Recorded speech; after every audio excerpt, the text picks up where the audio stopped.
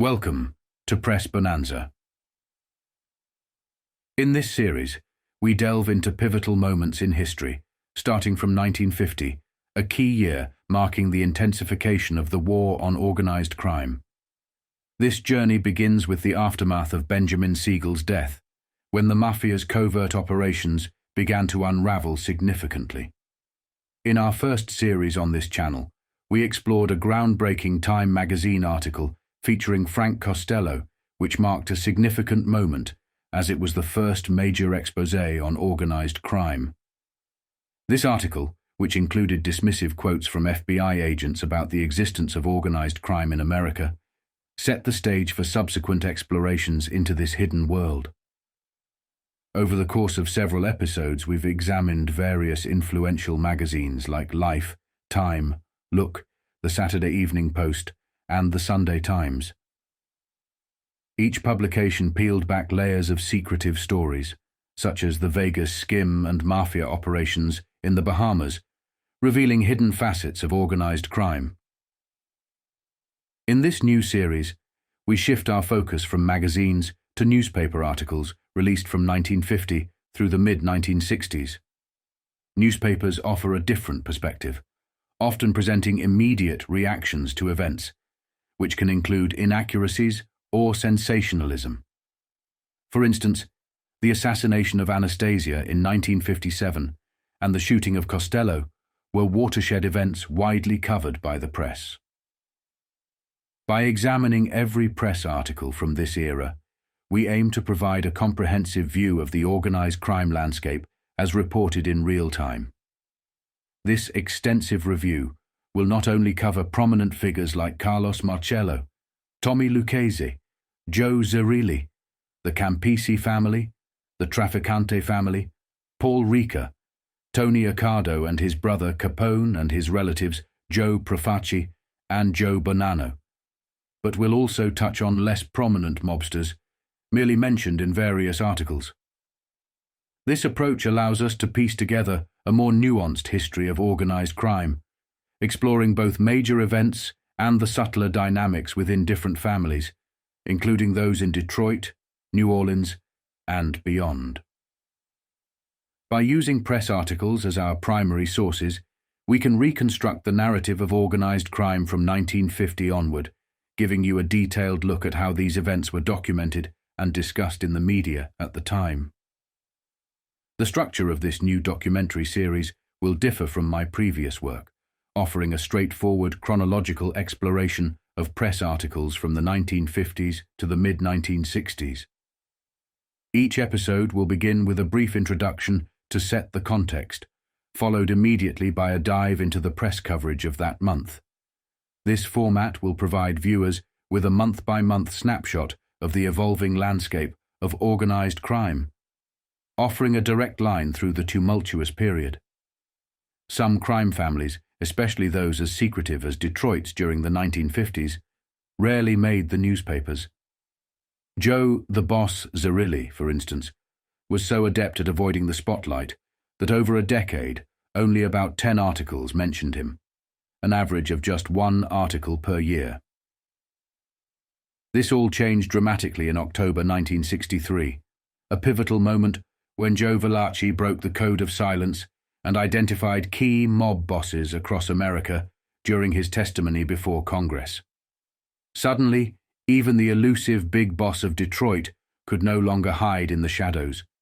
He was publicly named as one of America's major mob figures. As we progress through the series, viewers will witness this dramatic shift in press coverage. The series aims to not only document the stark increase in media attention, but also to illustrate how the exposure impacted the operations and secrecy of these criminal organizations. As we navigate through this series, you'll notice some articles may appear repetitive since they are sourced from various states and cities. Despite this repetition, each article holds unique, intricate details omitted in others.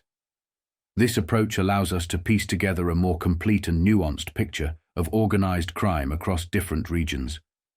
We're committed to providing a comprehensive month-by-month analysis, ensuring even the subtlest pieces of information are not overlooked. This method will help us uncover the broader narrative of organized crime in America, highlighting both its widespread influence and regional peculiarities. Join us as we unravel the complex tapestry of organized crime through the lens of contemporary press coverage, article by article. In this short documentary, we will explore a pivotal year in the history of organized crime, 1975. This year was marked by a series of events that would forever alter the landscape of the criminal underworld. Two significant figures would meet their end. Sam Giancana, the notorious boss of the Chicago outfit, was shot and killed, and just weeks later, Jimmy Hoffa mysteriously disappeared. These events shocked the nation, and behind them loomed the shadow of one man whose name has been forever entangled in this dark chapter of history: Russell Buffalino. Buffalino, the powerful boss of the Buffalino crime family, was one of the most connected and influential mobsters in America. In 1975, Buffalino found himself under immense pressure, not only dealing with various legal issues, but also facing accusations that tied him to something far more sinister. As the year progressed, Buffalino's world took a darker turn. He wasn't just fighting allegations of being a mobster. He was now being accused of collaborating with the CIA, providing vital intelligence and resources that were crucial to planning the Bay of Pigs invasion of Cuba.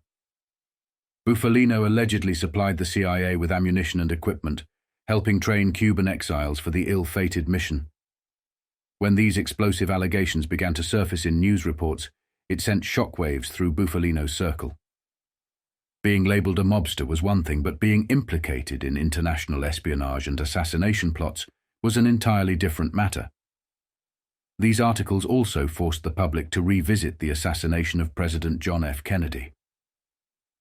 FBI files revealed that even Robert F. Kennedy had knowledge of the CIA's dealings with the Mafia, casting new suspicions over the Kennedy assassination and entangling key figures like Buffalino, Carlos Marcello, Santo Trafficante, and Jimmy Hoffa in a web of corruption and conspiracy. In this documentary, we'll delve into the complex ties between organized crime, the CIA, and significant historical events such as the Bay of Pigs invasion and the Watergate scandal. The same individuals involved in these operations were also connected to the assassination of President Kennedy, creating a murky intersection of crime, politics, and government secrets. We'll start by examining the growing pressures on Russell Buffalino as his legal battles intensified, and his name was increasingly linked to the CIA. From there, we'll follow the timeline of Jimmy Hoffa's disappearance and the first newspaper reports that speculated on what may have happened to him. This documentary will provide a glimpse into one of the most turbulent years in the history of organized crime, revealing how the lines between the Mafia, the government, and covert operations blurred into a dangerous and shadowy world. I hope you enjoy this short documentary and my Press Bonanza series. Published on February 1st, 1975, in a Buffalo, New York newspaper, this article reports on the arrest and subsequent court proceedings involving Russell DeSo, a pivotal witness in several high-profile criminal cases. DeSo's testimony was crucial in the murder and perjury trials against Dominic Tascarella, stemming from the murder of Stephen Hasselbeck. His arrest by FBI agents and the $150,000 bail set by federal judge John T. Curtin highlights the complexities and stakes of the legal battles involving alleged organized crime figures and significant federal cases. The article delves into DeSo's varied roles in multiple trials and his own criminal activities, including a significant art theft. A man who gave important grand jury testimony in the murder and perjury cases against Dominic Tascarella and then disappeared was ordered held in lieu of $150,000 bail on Friday by federal judge John T. Curtin. Russell DeSo, 45, formerly of Auburn Avenue, was arrested by FBI agents in Miami on January 24th on a material witness warrant. Judge Curtin remanded him to the Erie County Holding Center. His absence has delayed the county court trial of Tascarella, 31, of Miramar, Florida, on a first-degree murder charge stemming from the killing of Stephen Hasselbeck. DeSo had provided testimony related to Hasselbeck's death, but told prosecutors he did not want to testify in open court. DeSo was a government witness in the federal court trial last April of reputed mob kingpin Russell Bufalino and 11 others accused of plotting violence against a Binghamton vending machine company in 1970. Stephen Hasselbeck was shot in his Maryland Street apartment in March 1972, the day before he was to testify in a federal counterfeiting case. Tascarella was also indicted on charges of lying to a federal grand jury investigating obstruction of justice charges related to the murder. An affidavit filed by the government stated that DeSo gave key evidence against Tascarella to both county and federal grand juries investigating Hasselbeck's murder. Although several others were indicted, they were acquitted. DeSo was initially indicted, but was granted immunity after agreeing to testify against the others. Additionally, DeSo received a suspended sentence after pleading guilty to the theft of $14 million worth of art from the home of a millionaire in Bradford, Pennsylvania, in 1968. This gripping article, which came out on March 25, 1975, details the testimony of Joseph T. Zito, a self-proclaimed enforcer for the Russell Buffalino crime family, during a trial held in U.S. District Court. Describing his role in enforcing loan repayments for high-interest loans in 1968, Zito's revelations paint a stark picture of organized crime's reach in financial matters. The piece not only sheds light on Zito's criminal background and the legal ramifications he faces, including his ongoing prison term and government-supported living, but also sets the stage for the defense's counterarguments in a case involving threats and extortion against a former auto dealer. The complexities of legal and criminal lives intertwined are laid bare in this dramatic courtroom saga. A self-described former loan shark enforcer testified in U.S. District Court on Monday that a Philadelphia man hired him in 1968 to ensure the repayment of $100,000 worth of high-interest loans.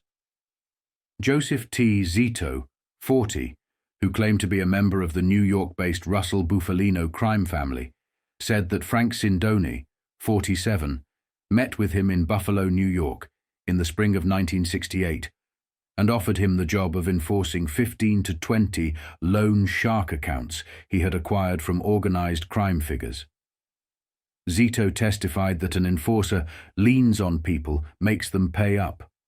Sindoni, who lived on the 700 block of Stella Maris Street, and Alexander Hartzell, 47, of Shipley Place, are currently on trial for allegedly threatening to harm the family of William James, a former auto dealer from Brownsville, New Jersey, who had fallen behind in making payments on a $25,000 loan.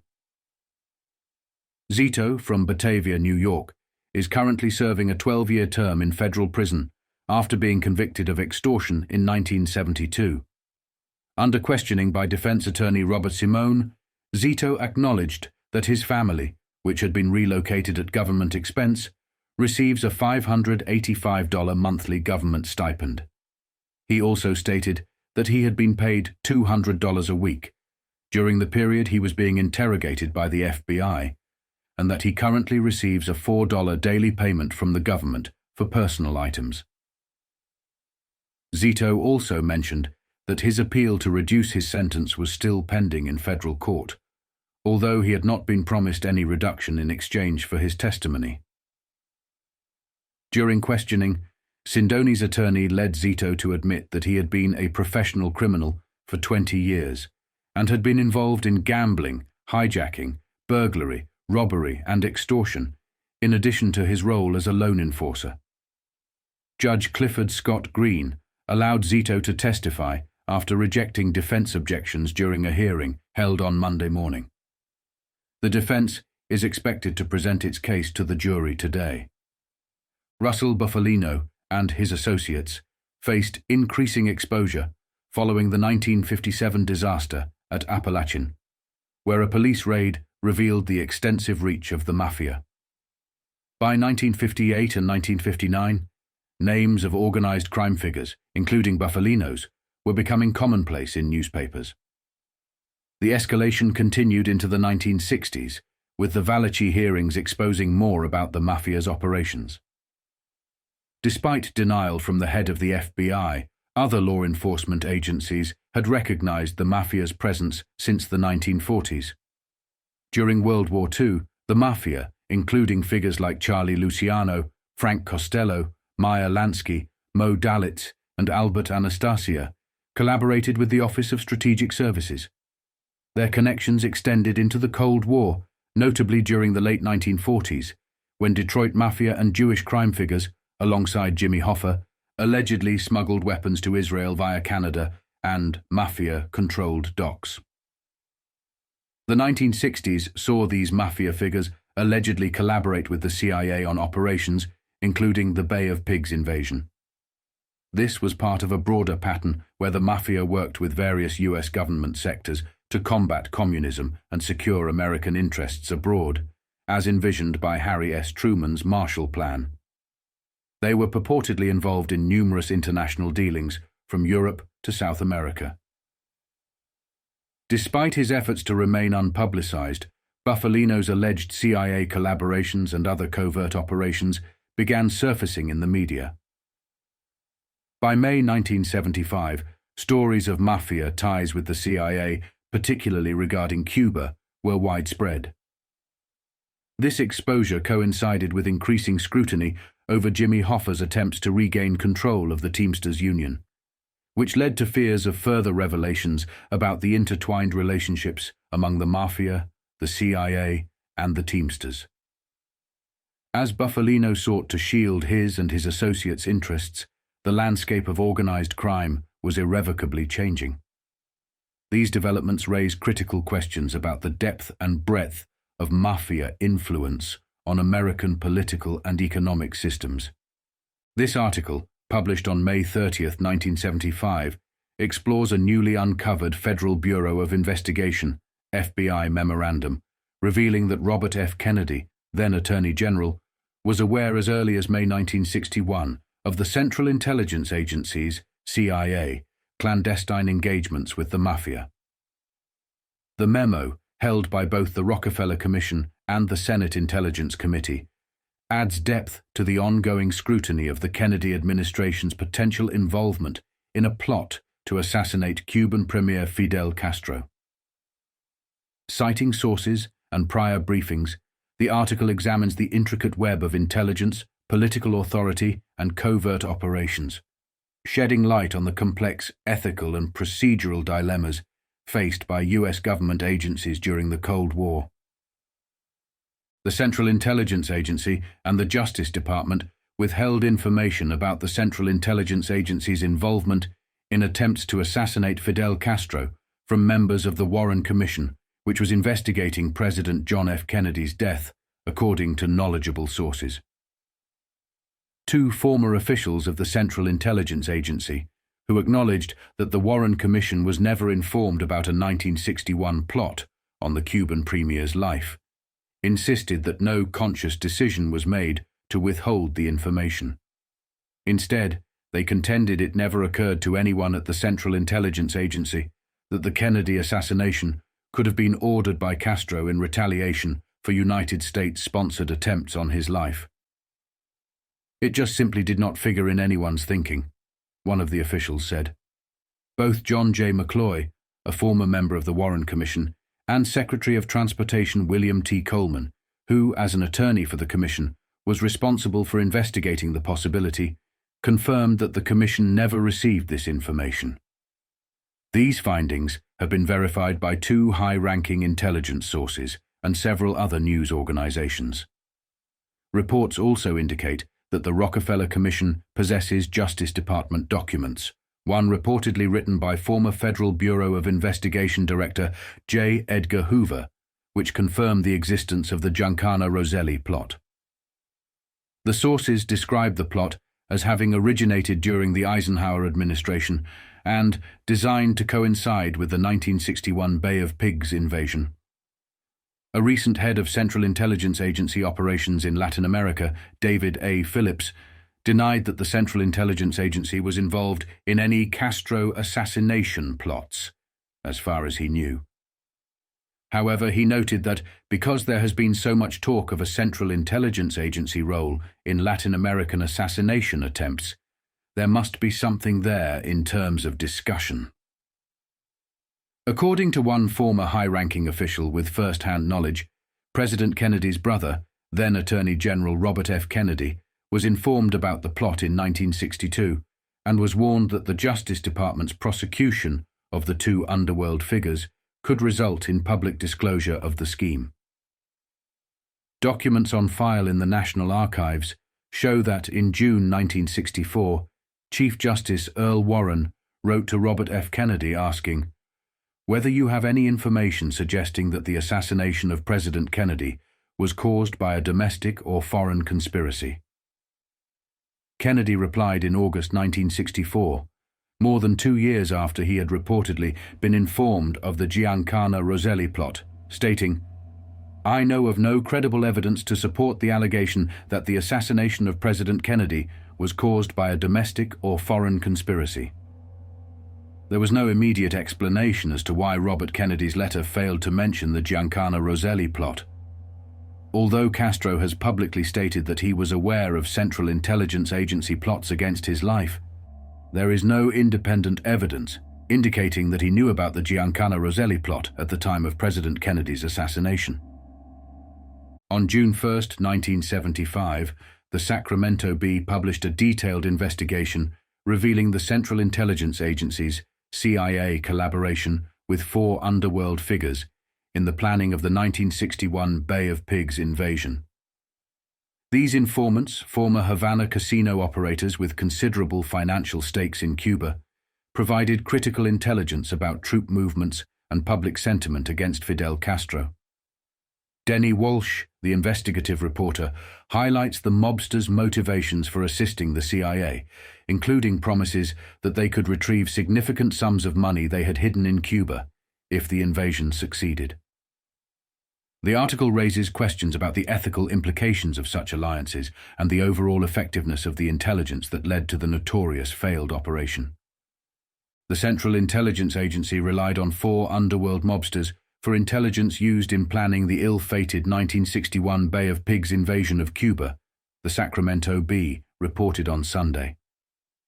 The Central Intelligence Agency's underworld informants, all former Havana casino bosses, had buried $750,000 in Cuba when they fled from Fidel Castro. Therefore, they had a stake in encouraging the United States to undertake the invasion to overthrow Castro, the Bee reported. The information they supplied to the Central Intelligence Agency supposedly pinpointed troop and naval vessel positions, Bee investigative reporter Denny Walsh wrote. More importantly, perhaps, the mobsters also reported that many of the people of Havana were unsympathetic to Castro and would almost certainly rise up in support of a counter-revolutionary force once it had established a beachhead, Walsh continued. In exchange for their help, the hoodlums had been promised that they would be allowed to recover their buried cash unhindered, Walsh said. He mentioned that the hoodlums had their own boat, with one Central Intelligence Agency operative aboard, standing off the Cuban shore when the Bay of Pigs invasion started. However, when it became obvious that the invasion by 1,400 exiles was a failure, the mobsters' boat returned to Florida. Walsh identified the source of his information as a former employee of the Central Intelligence Agency. He did not identify the employee in the story, which carried a Las Vegas, Nevada dateline.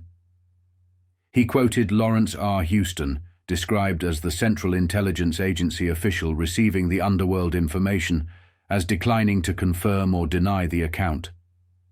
The Bee reported that Houston, retired General Counsel of the Central Intelligence Agency, said of the story, "I do not recollect such a thing, but that doesn't mean it didn't happen. I won't deny it, but I don't remember anything like that. My memory is probably not as good as some.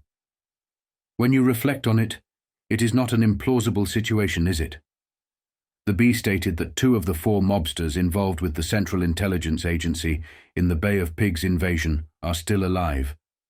It mentioned that one is Russell Bufalino, 71 years old, described as a still active northeastern Pennsylvania mafia boss who was convicted just before his connection with the Central Intelligence Agency of conspiring to obstruct justice by lying about the 1957 Mafia Summit meeting at Appalachian, New York. The newspaper said the other living informant is George Levine, also known as George Lewis, who was described as an overseer and manager of Mafia. Gambling interests in pre-Castro Cuba. The B reported that he is reportedly living in Coral Gables, Florida.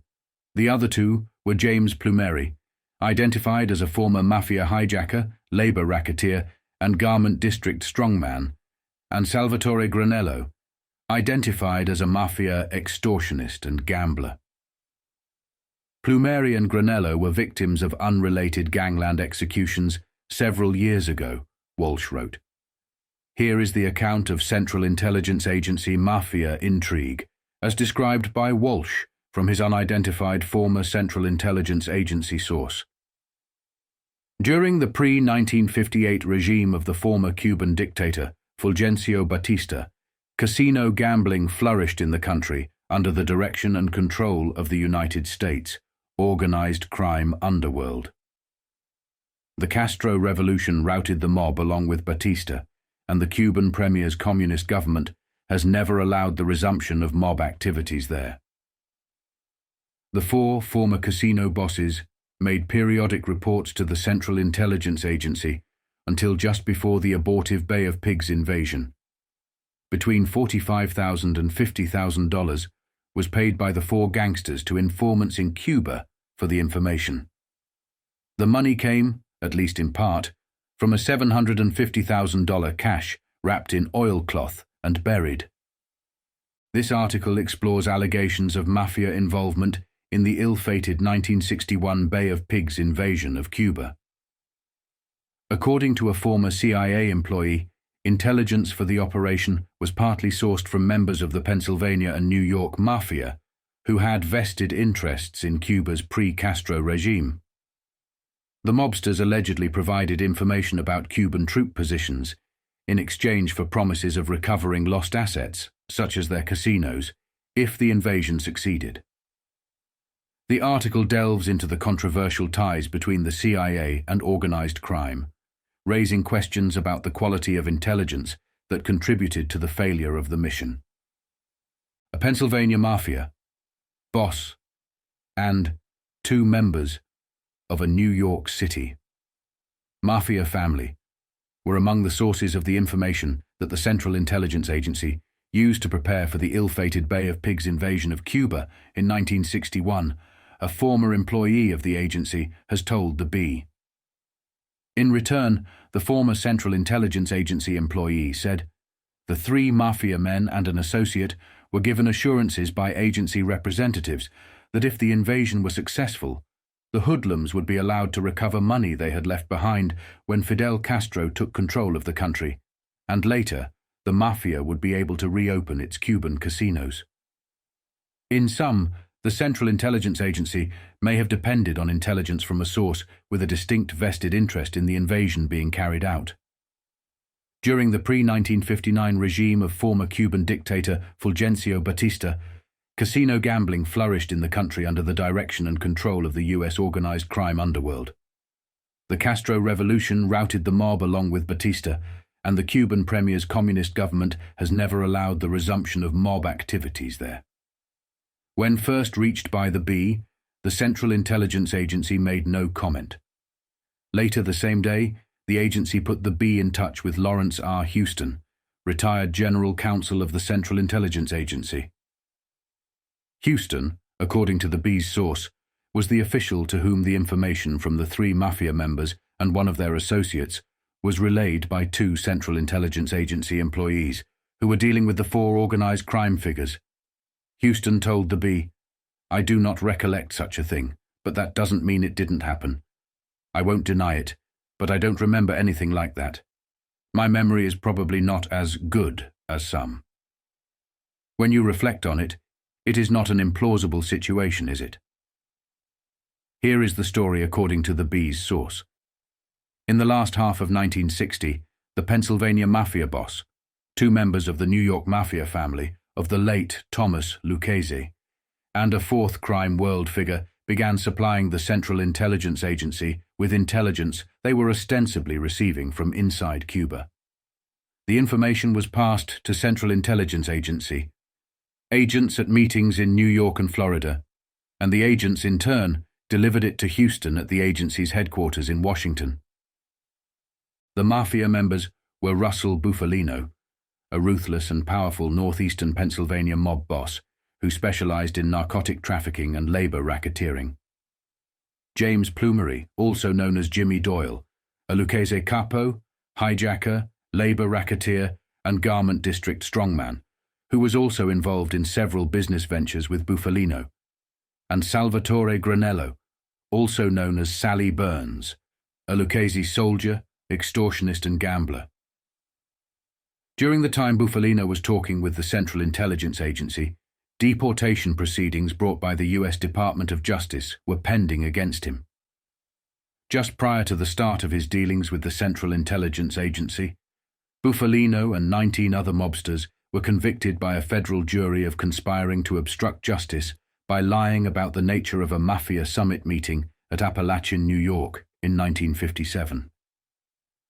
Buffalino, whom federal authorities said had arranged the infamous conference, was sentenced to 5 years in prison and fined $10,000. Later, however, his and the other 19 convictions were overturned by an appeals court. The 71-year-old Buffalino is still actively in charge of his Mafia family. Plumery and Granello, however, were victims of separate, unrelated gangland executions some years ago. These three, along with George Levine, also known as George Lewis, a Granello associate from Florida, who reportedly is now living in Coral Gables, made periodic reports to the Central Intelligence Agency until just before the abortive Bay of Pigs invasion.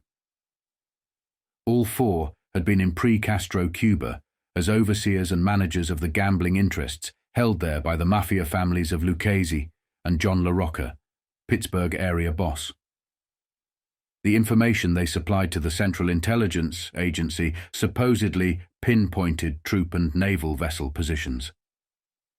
More importantly, perhaps, the mobsters also reported that many of the people of Havana were unsympathetic to Castro and would almost certainly rise up in support of a counter-revolutionary force once it had established a beachhead.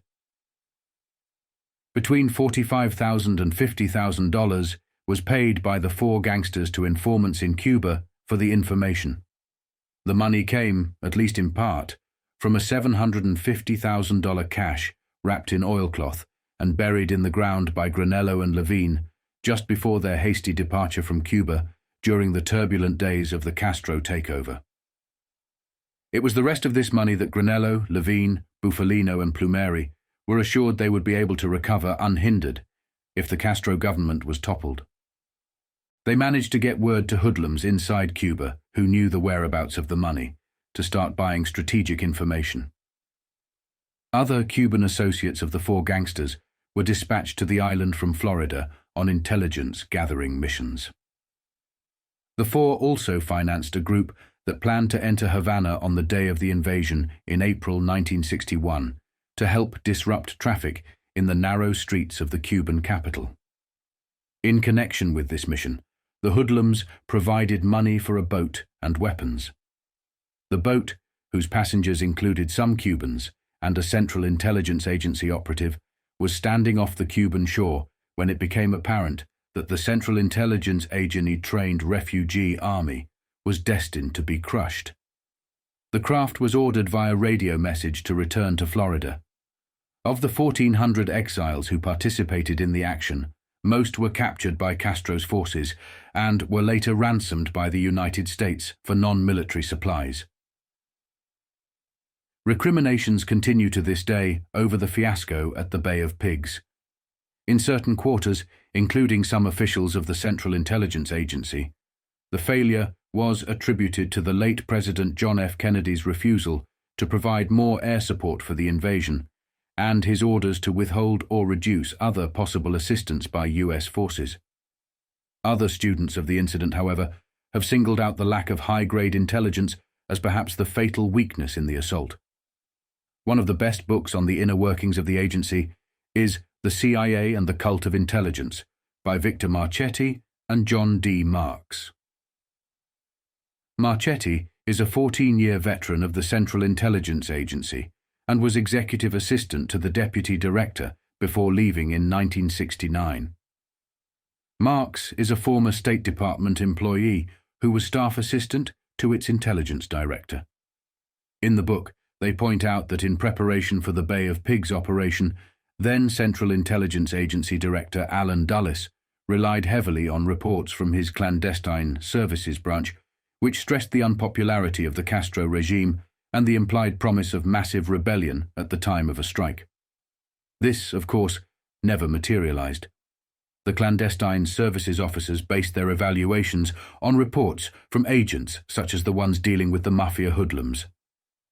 A former CIA agent has disclosed that 3 Mafia gangsters provided crucial intelligence used by the CIA to plan the failed Bay of Pigs invasion in 1961, according to a report by the Sacramento Bee.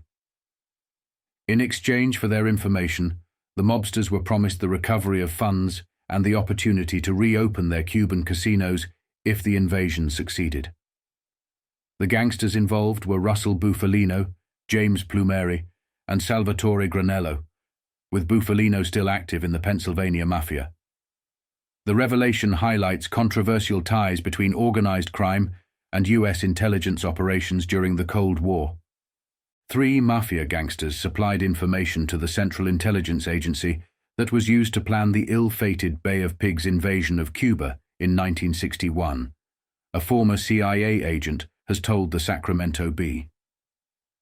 The Bee quoted the unidentified agent on Sunday as saying that in return for the data, the Mafia mobsters would have been allowed to recover money they had left behind when Fidel Castro took control of the country, and would have been allowed to reopen their Cuban casinos if the invasion had succeeded.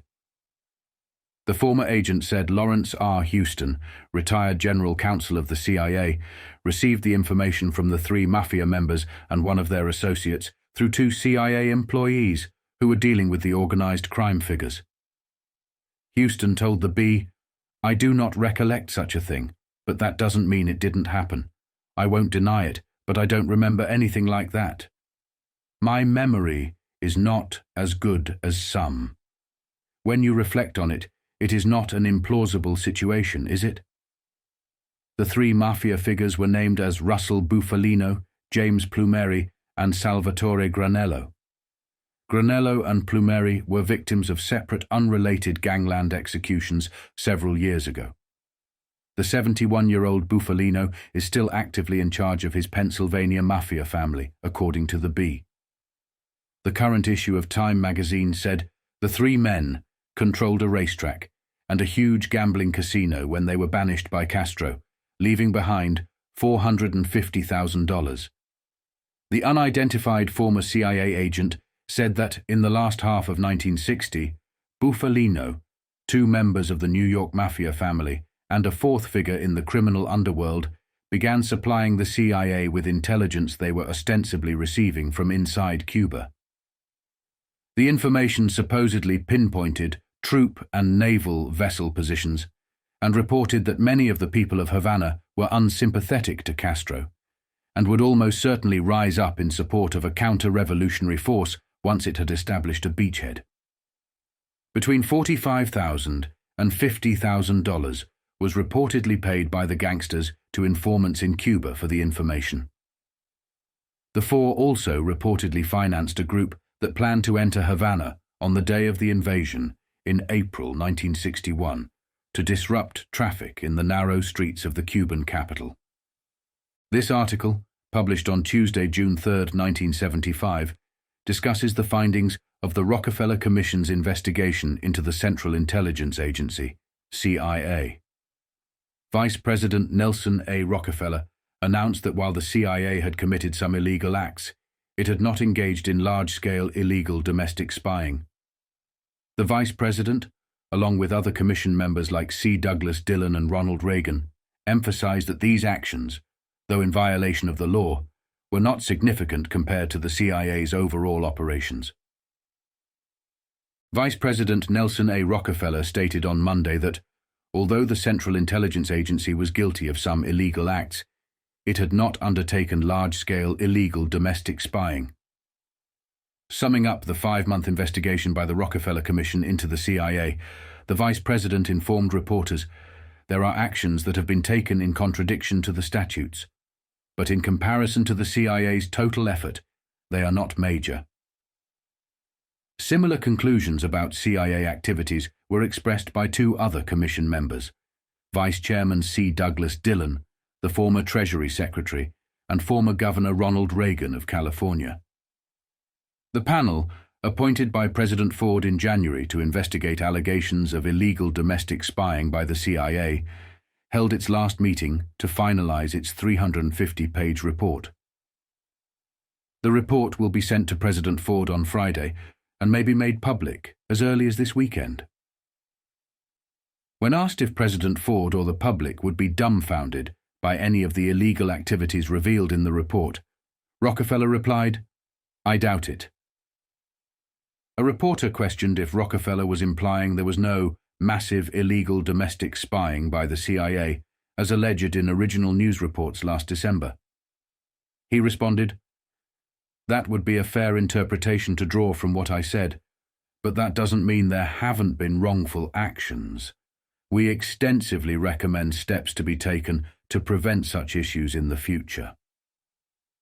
This article, reported by United Press International, was published in Scranton, Pennsylvania, and discusses the response of Russell Bufalino, a known mafia figure, to allegations made in the Sacramento Bee. On Monday, Buffalino denied claims that he and other mobsters provided information to the CIA for the Bay of Pigs invasion in 1961. He expressed frustration over the accusations, labeling them as lies, and indicated that he might pursue legal action for libel. Russell Buffalino, from nearby Kingston, Pennsylvania, on Monday labeled as a lie a story in the Sacramento Bee that claimed he was one of 3 mafia gangsters who supplied information to the Central Intelligence Agency for the ill-fated Bay of Pigs invasion of Cuba in 1961.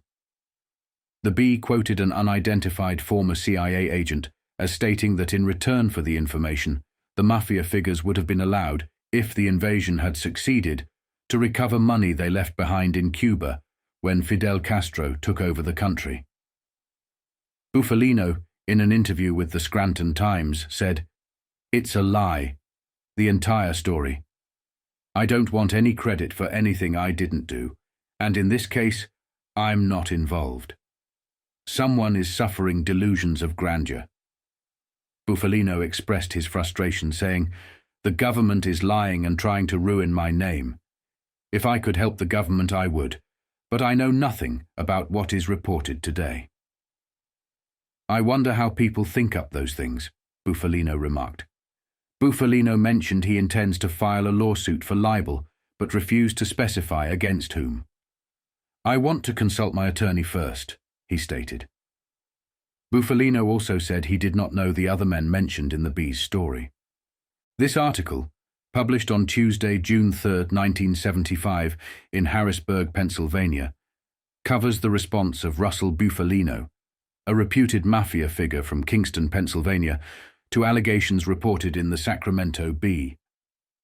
Buffalino firmly denied claims that he and 2 other mobsters provided information to the CIA for the Bay of Pigs invasion in 1961, dismissing the accusations as fabrications intended to damage his reputation. He expressed his intention to file a libel lawsuit, but declined to provide specifics, stating he would first consult with his attorney. Russell Buffalino, from Kingston, Pennsylvania, denied allegations on Monday in a story published by the Sacramento Bee, which claimed he was one of 3 mafia figures who supplied information to the Central Intelligence Agency for the ill-fated Bay of Pigs invasion of Cuba in 1961. The Bee cited an unidentified former CIA agent who alleged that in return for the data, these mafia members would have been allowed to recover money they left behind in Cuba if the invasion had succeeded.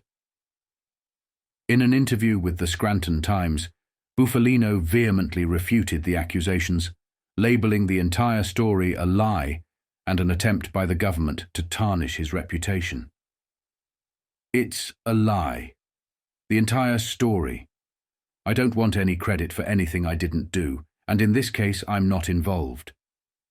Someone is suffering from delusions of grandeur," Buffalino stated, expressing his frustration over the false claims.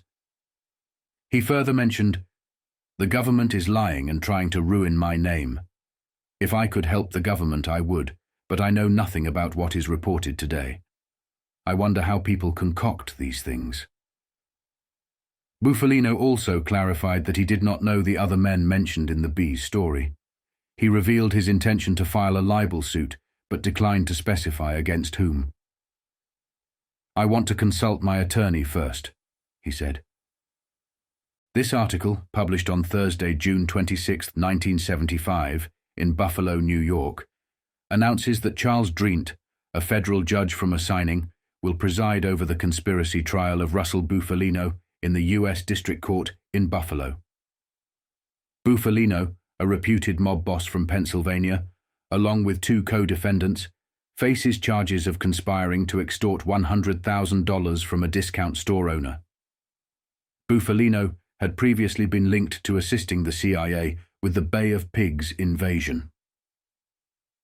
The trial will begin on July 11th, with Judge Drient temporarily assisting the court. A federal judge from Ossining will oversee the upcoming conspiracy trial of Russell Buffalino in U.S. District Court here.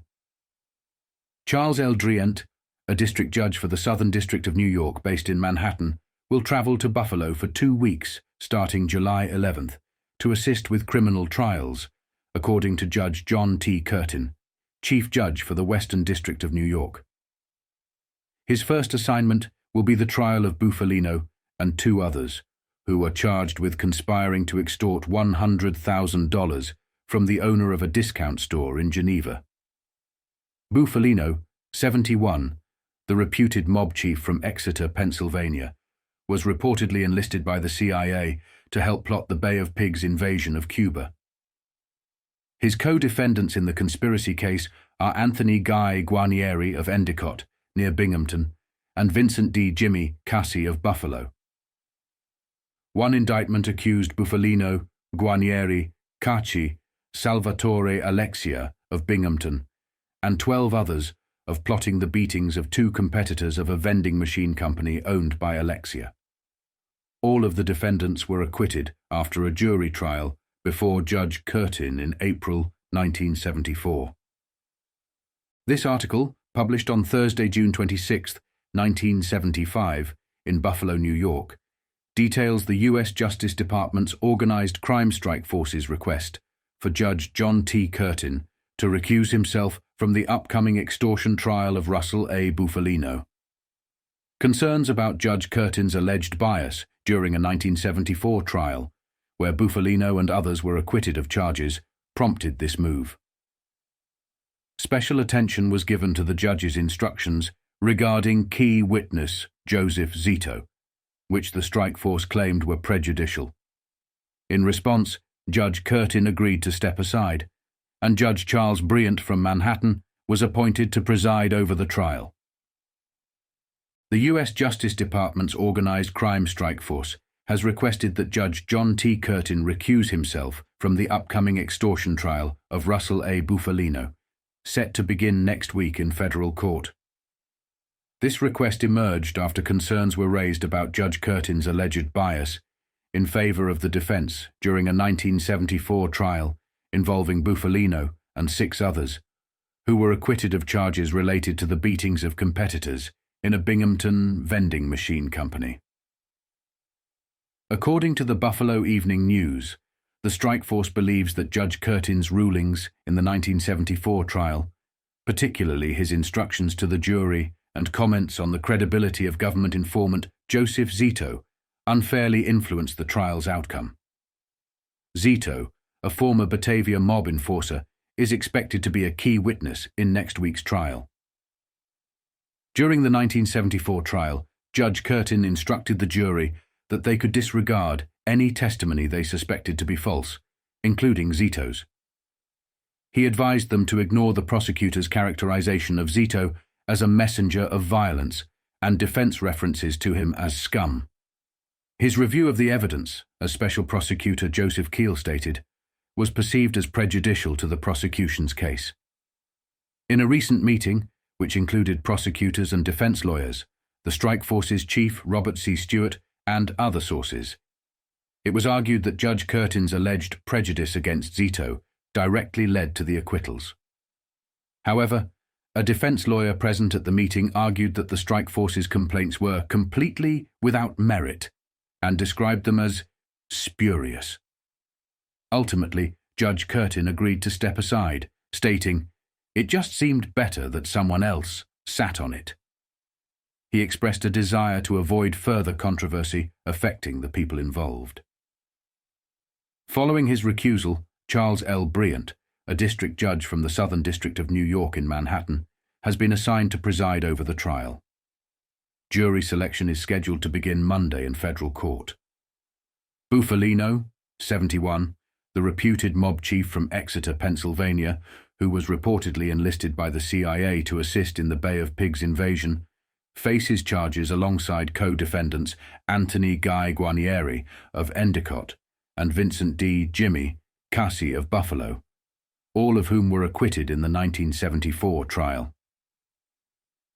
This article, published on Monday, July 14, 1975, in Scranton, Pennsylvania, reports on the beginning of Russell Bufalino's federal extortion trial in Buffalo, New York.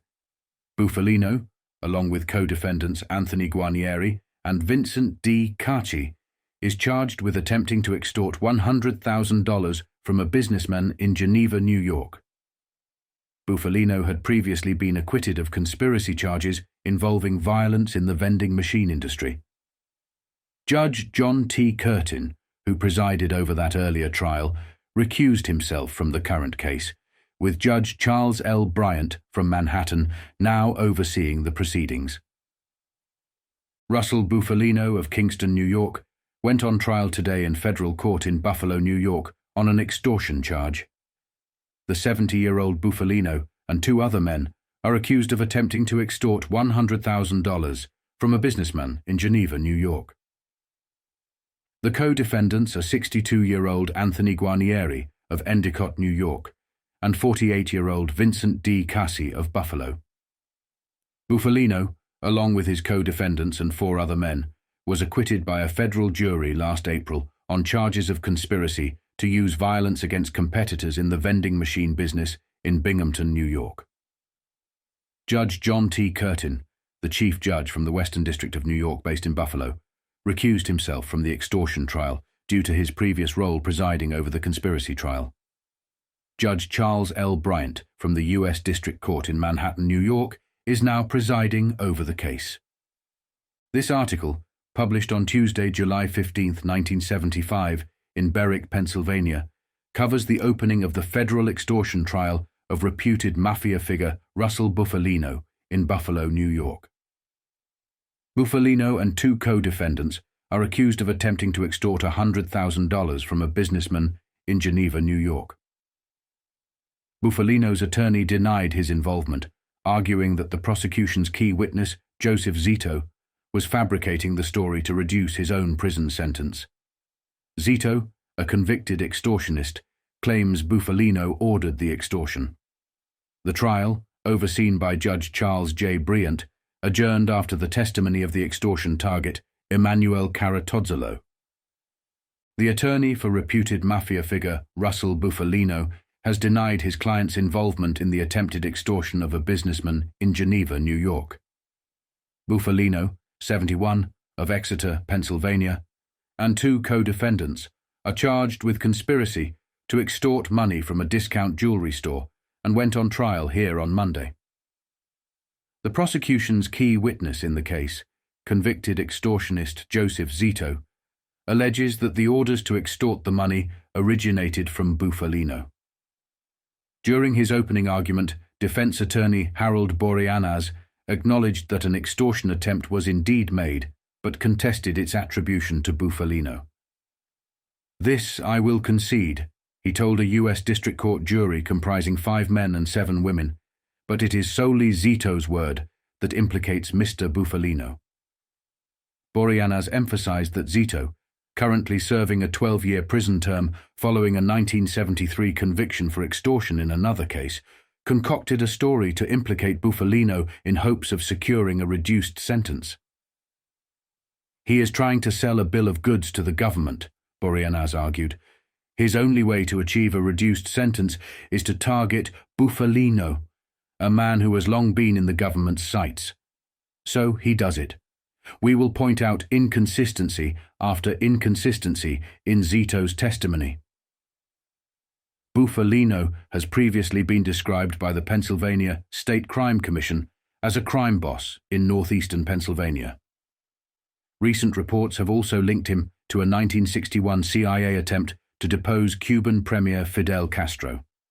Prosecutor Robert C. Ozer of the U.S. Strike Force on Organized Crime detailed in his opening statement that Zito would testify about receiving orders from Buffalino and co-defendant Anthony F. Guarnieri to extort $100,000 from Emanuel Caratozzolo. Ozer stated that the plan's failure was irrelevant.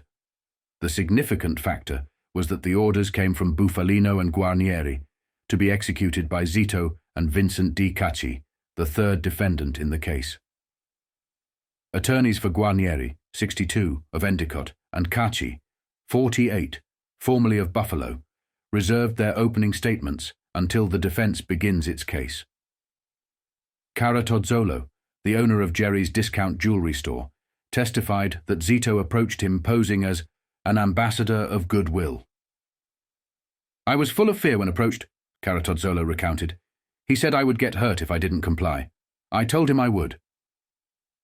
Judge Charles J. Bryant adjourned the trial after less than 30 minutes of testimony. The trial is scheduled to resume on Tuesday. Earlier in the day, before the jury selection, Ozer noted that Caratozzolo refused to discuss his testimony last week and was reluctant to testify, a problem that was apparently resolved as Caratozzolo was the first witness on the stand.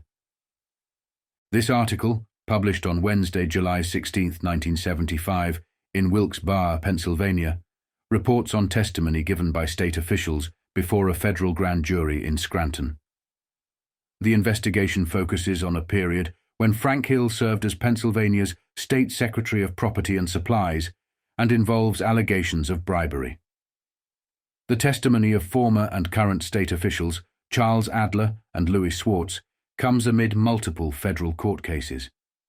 Additionally, Louis de Naples and Caspar Capi Giamento, a driver for reputed mob boss Russell Bufalino, also appeared before the grand jury. Buffalino, meanwhile, is currently on trial in Buffalo, New York, on separate extortion charges. The officials, Charles Adler, former Deputy Secretary for State Properties, and Louis Swartz, current Director of the Bureau of Real Estate, appeared before the jury, which has been sitting for its second consecutive day.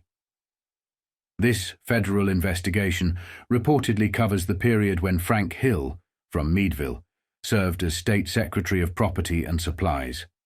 Adler, who resigned on February 3, 1993, and Swartz each testified for a short duration, 35 minutes and 25 minutes, respectively. The investigation has resulted in multiple federal court cases, including one heard in Scranton, where the current grand jury indicted Frank Hill on charges of accepting a $74,000 bribe from a New York insurance broker. In related news, William B. Patterson, District Director of the U.S. Small Business Administration's Philadelphia office, reported a significant decline in financial assistance to small businesses in Philadelphia and eastern Pennsylvania. Over the past year, loan disbursements to small business concerns in these areas decreased by 130 loans and $8,770,335 in value. During the past 12 months, 223 loans totaling $19,576,665 were disbursed, compared with 353 loans amounting to $28,347,000 during the prior 12 months. Louis de Naples, part owner of the de Naples junkyard in Dunmore, and Caspar Capi Giamento, a chauffeur for Russell Bufalino, also appeared briefly before the grand jury, but declined to comment on their testimonies or the reasons for their summons. It is unclear if their appearances were related to the ongoing investigations. Assistant U.S. Attorney Sal Cognetti represented the government before the grand jury, which was scheduled to resume deliberations Wednesday afternoon. Concurrently, Russell Buffalino, listed by the Pennsylvania Crime Commission as the head of organized crime in northeastern Pennsylvania, is on trial in Buffalo, New York, on extortion charges. This article, published on Thursday, July 17, 1975, in Wilkes-Barre, Pennsylvania, covers the testimony of Joseph Zito, the key witness in the extortion trial of Russell Buffalino and two others in Buffalo, New York. Zito, a convicted extortionist turned informant, admitted during cross-examination that some of his earlier testimony to the grand jury was inaccurate due to confusion. He now claims his recollection is clearer. Zito's testimony implicates Buffalino and his co-defendants, Anthony Guarnieri and Vincent Cacci, in a conspiracy to extort $100,000 from a businessman. The defense, however, sought to question Zito's credibility by highlighting his criminal background while the prosecution worked to secure testimony from another alleged criminal figure. The government's primary witness in the extortion conspiracy trial of Russell Buffalino and two others has admitted to giving some inaccurate information to the grand jury that indicted the trio. Convicted extortionist Joseph Zito said under cross-examination on Wednesday that when he testified before the federal panel 2 years ago, "I must have been a little confused. I would say I was incorrect." Zito, who turned informant after being sentenced to a 12-year prison term for extortion in an unrelated case, said the information is now clearer in my head. On trial are Buffalino, 71, of Exeter, once identified in Pennsylvania State Crime Commission hearings as an underworld boss in the northeast section of the state; Anthony Gov Guarnieri, 62, of Endwell, described by federal agents as a top Buffalino lieutenant; and Vincent D. Cacci, 48, formerly of Buffalo. The three men are charged with conspiracy to extort $100,000 from Geneva, New York, businessman Emanuele Caratozzolo. Zito said he was recruited by Buffalino and Guarnieri to collect extortion payments from Caratozzolo. He said Cacci was sent to help him make the collections. Before the grand jury, Zito said he had traveled from Batavia to New York City alone to confer with Buffalino and Guarnieri about the extortion attempt. From the witness stand on Wednesday, he said he was accompanied by Cacci. Zito stated he was mistaken when he testified before the federal panel that 4 trips were made to Caratozzolo's store in Geneva.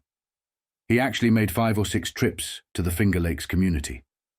He told the U.S. District Court jury. Zito revealed this to a jury consisting of 5 men and 7 women. Buffalino's lawyer, Harold Boreanaz, tried to delve into Zito's criminal background, but Judge Charles J. Bryant, Jr.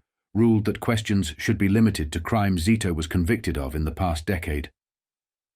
Nevertheless, Boreanaz asked Zito, "Since 1962, have you had any form of legitimate employment?" "No, I haven't," Zito replied. "Did you consider yourself a professional criminal?" Boreanaz asked. "I've done a lot of work," Zito said. Judge Bryant, referring to new federal evidence rules that went into effect on July 10th, told Boreanaz when the jury was out of the room, "There is no question this man has been a professional criminal for many years, but I don't see how you can get around the rules. Earlier, prosecutor Robert C. Ozer of the U.S. Justice Department's Strike Force on Organized Crime announced that he was trying to obtain testimony from Sebastian Alloy, whom he described as a long-time, powerful hoodlum in Brooklyn. Alloy, Ozer said, is now living in Miami, Florida, and is reluctant to travel to New York State, where he is under indictment. This article, published on Friday, July 18, 1975, in Harrisburg, Pennsylvania, details allegations of witness intimidation during the federal extortion trial of reputed mobster Russell Bufalino in Buffalo, New York. Prosecutor Robert Ozer revealed that a witness, Mrs. Liza Locasto, had received a threatening anonymous phone call warning her about her child's safety, which she believed was intended to frighten her into retracting earlier statements. Additionally, another witness was reportedly followed by 4 men after leaving the courthouse. Defense attorney Harold Boreanaz challenged these claims, suggesting they were attempts to manipulate public perception.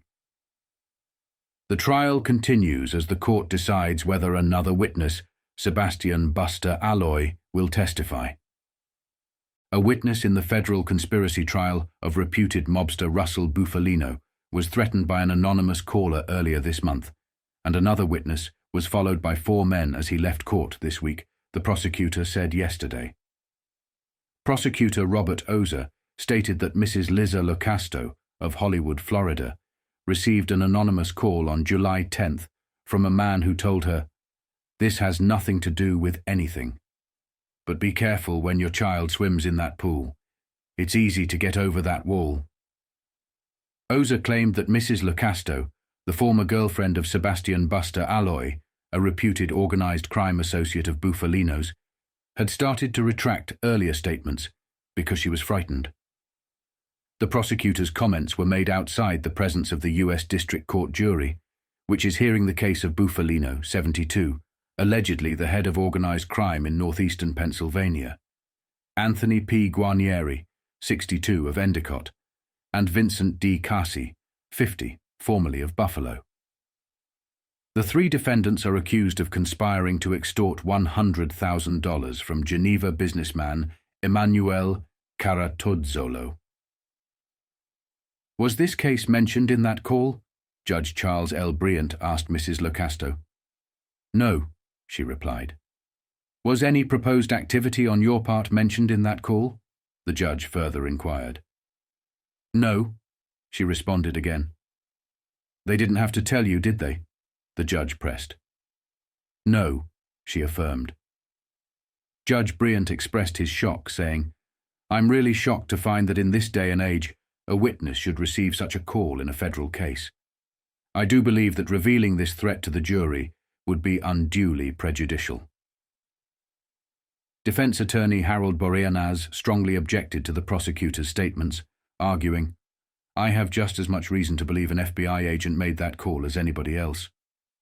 Ozer then revealed that a prospective witness in the case, who is being escorted to and from the courthouse each day by U.S. Marshals, was followed by 4 men in a black Lincoln when he left court earlier this week. Boreanaz, visibly angered, responded, "This is being done just to have it repeated in the press." A hearing is scheduled today in Miami to determine whether Alloy will be required to testify in the case. Alloy, allegedly a former Brooklyn mobster, claims he is ill and unable to travel to testify. This article, published on Friday, July 18, 1975, in Wilkes-Barre, Pennsylvania, reports on a federal grand jury session in Scranton that resulted in multiple indictments, including charges against reputed mob boss Russell Buffalino and his driver, Casings Capi Giamento. The grand jury's session is part of a wide-ranging investigation involving the FBI and U.S. Attorney John Cottone's office, touching on several topics such as state property leases, post-flood aid, and income tax issues. Witnesses included Louis de Naples and Angelo Ferrara, with numerous indictments returned, reflecting the broad scope of the investigation from flood aid fraud to tax evasion and illegal cigarette shipments. A federal grand jury sitting in Scranton returned multiple indictments Wednesday afternoon, including charges against reputed underworld boss Russell Bufalino of Exeter. It was not known why Casing's Capi Giamento, a driver for Buffalino, was also being indicted. The grand jury session included the testimony of various witnesses and the returning of indictments. Among the indictments was another case involving the Small Business Administration's post-Agnes flood aid. The numerous witnesses appearing before the panel indicated the wide scope of investigations currently underway by the FBI and the Office of U.S. Attorney John Cotone. Testimony was presented in connection with probes into the activities of the State Department of Property and Supplies, post-flood aid provided to Luzerne County by Lackawanna County, the activities of Hazleton area and Pittston area school districts, and the state income tax returns of several local businessmen. One key witness, Louis de Naples of Dunmore, owner of de Naples Junkyard, was reportedly called in relation to income tax matters. The grand jury on Tuesday indicted Michael Carcier of Hazleton on 6 counts of tax evasion and fraud. Carcier is reported to be a major supplier of coal to the Hazleton Area School District, which has been under investigation since July 1974. The jury's continued interest in the Hazleton Area School District was evident when Hazel Township Democratic Chairman Frank Fay was called to testify about coal contracts and teacher appointments. Other individuals called to testify included Charles Adler, former Deputy Secretary for State Properties, and Louis Swartz, current Director of the Bureau of Real Estate for the Department of Property and Supplies. Both men declined to comment on their reasons for being called, but it is believed to relate to state leases for certain properties. Also called to testify on Wednesday was Angelo Ferrara, a Pittston contractor and brother of Anthony Ferrara, a member of the Pittston Area School District. Angelo Ferrara appeared carrying a file folder and a shopping bag filled with business records. He said the jury wanted to see the records and, in his only other comment, added, "There's nothing wrong." The indictments returned at the conclusion of Wednesday's session included charges against Arthur Lynn Bowman of Wilkes Barre for making a false application to the Small Business Administration for a $17,345 Agnes disaster loan, claiming flood losses at 3414 Skurman Street in the Lindwood section of Hanover Township when he had no such loss. Other witnesses called Tuesday included Casing's Capi Giamento, as well as Richard Atkins, charged with forgery and passing a $160 U.S. Treasury check on June 18, 1973, in Moosic. Leonard Brown was charged with the transportation of a stolen motor vehicle on November 20, 1973, from New York City to Kingston. Louis de Naples also appeared, bringing records related to the assistance Lackawanna County provided to Luzerne County for flood cleanup. Lackawanna County received approximately $700,000 in federal reimbursement for this work. De Naples presented records showing the men and equipment sent by his company to assist in the cleanup effort. In a related matter, indictments were also issued against Fasciana Jenkins of Luzerne County for the illegal interstate shipment of cigarettes into Pennsylvania in violation of cigarette tax laws, involving shipments from Raleigh, North Carolina, and B4B Hosiery Company of Farmville, North Carolina. This article, published on Saturday, July 19, 1975, in Buffalo, New York, reports on the testimony of former mobster Joseph Zito in the extortion trial of Russell Buffalino and Anthony Guarnieri. Zito detailed Buffalino and Guarnieri's alleged plot to extort $190,000 from a Geneva businessman in 1968. The prosecution rested its case on Friday, shortly after the judge declared a mistrial for the third defendant, Vincent D. Cacci, due to prejudicial testimony linking him to a 1968 robbery. Despite defense efforts to dismiss the charges, the judge ruled that Zito's testimony was sufficient for the trial to proceed against Buffalino and Guarnieri. The prosecution's key witness, former mobster Joseph Zito, testified about Guarnieri's involvement in an alleged scheme to extort $190,000 from a Geneva businessman in 1968. Zito stated that Buffalino and Guarnieri hired him to carry out the plot against Emanuele Caratozzolo, the owner of Jerry's discount store. Buffalino, 71 years old, of Exeter, Pennsylvania, has been described by federal law enforcement as the crime boss for northeastern Pennsylvania and much of upstate New York. Guarnieri, 62 years old, of Endicott, near Binghamton, has been described as one of Buffalino's top lieutenants. The prosecution rested on Friday, shortly after visiting federal judge Charles L. Bryant Jr. declared a mistrial for a third defendant, Vincent D. Jimmy Cassie, 49 years old. Judge Bryant ruled that Cassie had been prejudiced when a prosecution witness, informant Ralph Harbistro, implicated him in the April 22, 1968, robbery of Mancuso's restaurant in Batavia. Harbistro, while testifying about his past criminal record under cross-examination by Buffalino's attorney, Harold J. Boranaz, said that Cassie had helped him and Zito plot the caper. Zito had testified earlier that he had posed as a customer while Harbistro robbed the restaurant's safe and then pretended to help search for the thief while Harbistro hid in his car trunk. "Was that a plan between you and Zito?" Mr. Boreanaz asked Harbistro, who had later been convicted of the robbery. "Yes," Harbistro answered. "Me, Zito, and Cassie." In ordering Cassie's case to be severed from the others, Judge Bryant instructed the jurors not to speculate about the reason and not to draw inferences. He reminded Cassie that he still is under indictment and may be brought to trial again. Cassie, formerly of Buffalo, now lives in Palm Springs, California. After Special Prosecutor Robert C. Ozer closed the government's case, Mr. Boreanaz and Mr. Nemoya sought to dismiss the conspiracy charge against Buffalino and Guarnieri, claiming insufficient evidence. Judge Bryant denied the motion, ruling that Zito's testimony alone, if believed, would be sufficient to bring a guilty verdict. This article, published on Sunday, July 20, 1975, in Buffalo, New York, highlights the testimony of Emanuele Caratozzolo, the intended victim of an alleged $100,000 extortion plot, who contradicted key prosecution witness Joseph Zito. Zito, a convicted extortionist, had testified that he had telephone conversations with Caratozzolo as part of his role in collecting money for reputed mob boss Russell Bufalino. Caratozzolo denied these claims and further rejected Zito's assertion that the police had been involved. Meanwhile, a mistrial was declared for co-defendant Vincent Cassie, who could be retried later. A man described as the intended victim in a $100,000 extortion plot has contradicted the key prosecution witness in the conspiracy trial of reputed crime boss Russell Buffalino and a Florida man.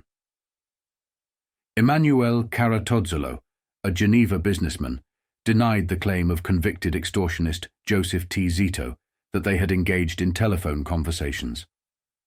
Zito, now serving a 12-year prison term, had testified that he had worked for Buffalino, 71 years old, of Exeter, Pennsylvania, and was to have collected $100,000 from Caratozzolo for Buffalino.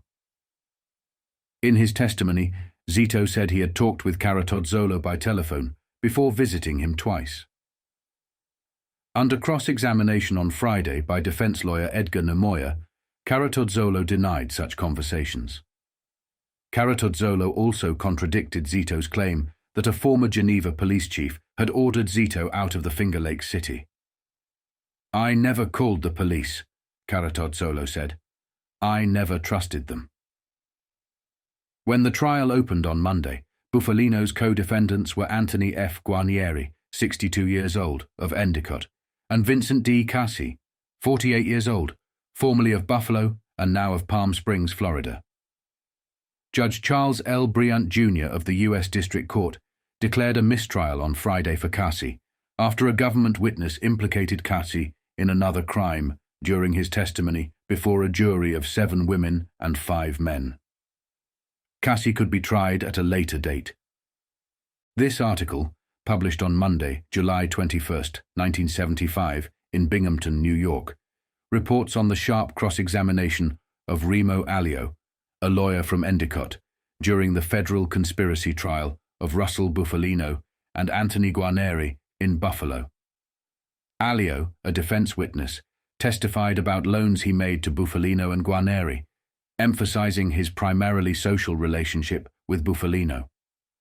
Federal prosecutor Robert C. Ozer questioned inconsistencies between Allio's grand jury testimony and his trial statements, particularly regarding financial dealings with Buffalino. The trial, now in its second week, revolves around charges that Buffalino and Guarneri conspired to extort $100,000 from a businessman in Geneva in 1968. An Endicott lawyer was cross-examined sharply by the prosecution today in the Russell A. Buffalino conspiracy trial about loans he made to Buffalino and co-defendant Anthony F. Guarneri, also of Endicott. The lawyer, Remo Allio, was among the first witnesses called in defense of Buffalino, 71 years old, the reputed crime boss from Exeter, Pennsylvania, and Guarneri, 62 years old, whom officials believe to be a top Buffalino lieutenant. The federal court trial today entered its second week. The defendants are charged with plotting to extort $100,000 from a Geneva, New York businessman in 1968. Allio, who said he has known Guarneri for 20 years, and Buffalino somewhat longer, testified that he never saw former mobster Joseph Zito in Buffalino's New York City hotel suite. Zito, the star prosecution witness, had testified earlier in the trial that Buffalino and Guarneri hired him to carry out the conspiracy, and that the plot was partly hatched in the suite at the Consulate Hotel. Allio described his relationship with Buffalino as primarily social. "Purely social?" asked Special Prosecutor Robert C. Ozer. "Yes, sir," Allio replied. Ozer produced minutes of a 1974 grand jury investigation in which Allio declined to answer questions about his relationship with Buffalino. "Have you ever handled funds for Buffalino?" Ozer asked. "No, I don't believe I handled any funds for Buffalino," Allio answered. Ozer pointed to the same question in the grand jury minutes. In those minutes, Ozer noted, Allio had refused to answer on the grounds of attorney-client privilege. "Now," Ozer asked, "you say there never were any funds whatsoever?" "Yes," said Allio. Another grand jury question, Ozer said, asked if Allio had charged interest on a $5,000 loan to Buffalino in 1969. And again, Ozer noted, Allio refused to answer, claiming attorney-client privilege. "And your testimony today is that the loan had nothing to do with an attorney-client relationship?" Ozer asked. "Yes," Allio responded. Under further questioning, Allio said he loaned Guarneri $10,000 in 1971. "Has he ever paid it back?" Ozer asked. "Yes, sir, I believe he has," Allio said. "When?" "I don't recall." Under redirect questioning by Buffalino's attorney, Harold J. Boreanaz, Allio stated that Buffalino has not repaid the $5,000 loan made in 1969, which was used to reconstruct Buffalino's home. Buffalino's home was destroyed by flooding in the wake of Hurricane Agnes. "Do you consider that a gift to Buffalino?" Boreanaz asked. "No," Allio said. "Are you going to get your money back?" "I know I'm going to get my money back." This article, published on Monday, July 21st, 1975, reports on the anticipated opening of the defense in the federal conspiracy trial of Russell Buffalino and Anthony F. Guarneri in Buffalo, New York. Buffalino, a reputed crime boss from northeastern Pennsylvania, and Guarneri, his alleged lieutenant, are accused of conspiring to extort $100,000 from a Geneva businessman. Defense attorneys plan to challenge key prosecution witness Joseph Zito's testimony by presenting evidence that Guarneri was either out of the country or living elsewhere at the time of the alleged meetings. The prosecution rested its case on Friday, with a mistrial declared for co-defendant Vincent D. Cassie. Defense attorneys were scheduled to open their case today in the federal court conspiracy trial of reputed organized crime leader Russell Bufalino and Anthony F. Guarnieri. Buffalino, 72 years old, of Exeter, Pennsylvania, allegedly the top crime boss in northeastern Pennsylvania, and Guarnieri, 62 years old, of Endicott, are accused of conspiring to extort $100,000 from a Geneva businessman. Attorney Edgar C. Nemoya said he will call witnesses to attempt to contradict testimony by key prosecution witness Joseph Zito concerning Guarnieri's presence at the time of the alleged conspiracy. Nemoya said he will attempt to show that Guarnieri was out of the country when Zito claims he was meeting with the defendant, and he will also try to demonstrate that Guarnieri had moved his personal residence and was living in one house when Zito said he was meeting with him at another. Zito testified that Buffalino and Guarnieri hired him to pick up money from Geneva businessman Emanuele Caratozzolo, who was allegedly the intended victim of the extortion conspiracy. The prosecution rested its case in the trial on Friday. A third defendant, Vincent D. Cassie, 49 years old, formerly of Buffalo, was granted a mistrial and severed from the trial on Friday by visiting U.S. District Court Judge Charles L. Bryant, Jr. after a prosecution witness implicated him in connection with a restaurant robbery. This article, published on Tuesday, July 22, 1975, in Harrisburg, Pennsylvania, reports on the defense's efforts to disprove key prosecution witness Joseph Zito's testimony in the federal conspiracy trial of Russell Buffalino and Anthony F. Guarnieri. The defense called 3 witnesses to challenge Zito's claims that he met with Buffalino and Guarnieri regarding a $100,000 extortion plot.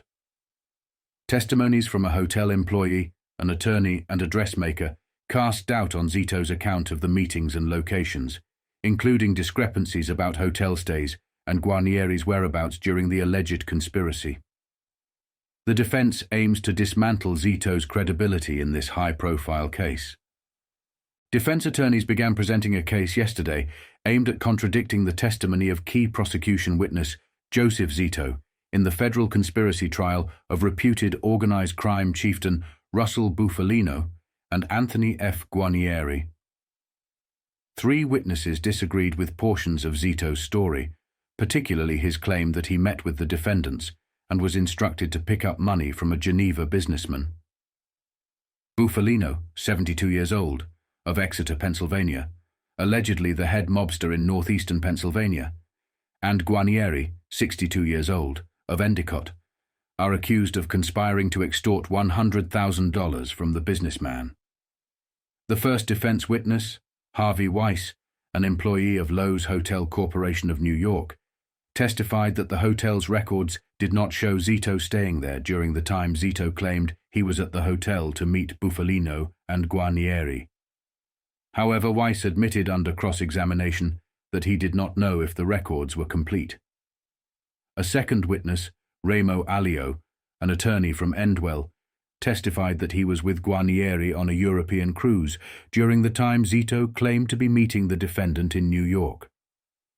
Allio, who acknowledged that he had previously represented both defendants and loaned money to each man, also disagreed with some of Zito's descriptions of Guarnieri's home. Another defense witness, Augustine Riolo of Vestal, testified that he too was with Guarnieri on the cruise from New York to Naples. Riolo also disputed Zito's descriptions of the New York hotel, the Hotel Consulate, where Buffalino supposedly had a suite. Riolo, who worked in the dressmaking business, stated that he stayed at the suite whenever his business brought him to New York. This article, published on Wednesday, July 23, 1975, in Scranton, Pennsylvania, reports on the conclusion of the defense's case in the federal conspiracy trial of reputed mobsters Russell Buffalino and Anthony F. Guarnieri in Buffalo. The defense, after calling 8 witnesses, aimed to discredit the testimony of key prosecution witness Joseph Zito by establishing that Guarnieri was not present during the alleged meetings regarding an extortion plot against a Geneva businessman. The defense presented evidence suggesting Guarnieri was on a European cruise at the time. The prosecution plans to call 3 rebuttal witnesses before final arguments begin. Buffalino defense rests. The defense rested on Tuesday after calling 8 witnesses in the federal conspiracy trial of reputed mobsters Russell Buffalino and Anthony F. Guarnieri in Buffalo, according to UPI reports. Prosecutor Robert C. Ozer said 3 rebuttal witnesses would be called, and final arguments were expected to begin on Wednesday. Buffalino, 72 years old, of Exeter, Pennsylvania, and Guarnieri, 62 years old, of Endicott, are accused of conspiring to extort $100,000 from Emanuele Caratozzolo, a Geneva businessman. 2 defense witnesses were called on Tuesday to try to establish that Guarnieri was not at home.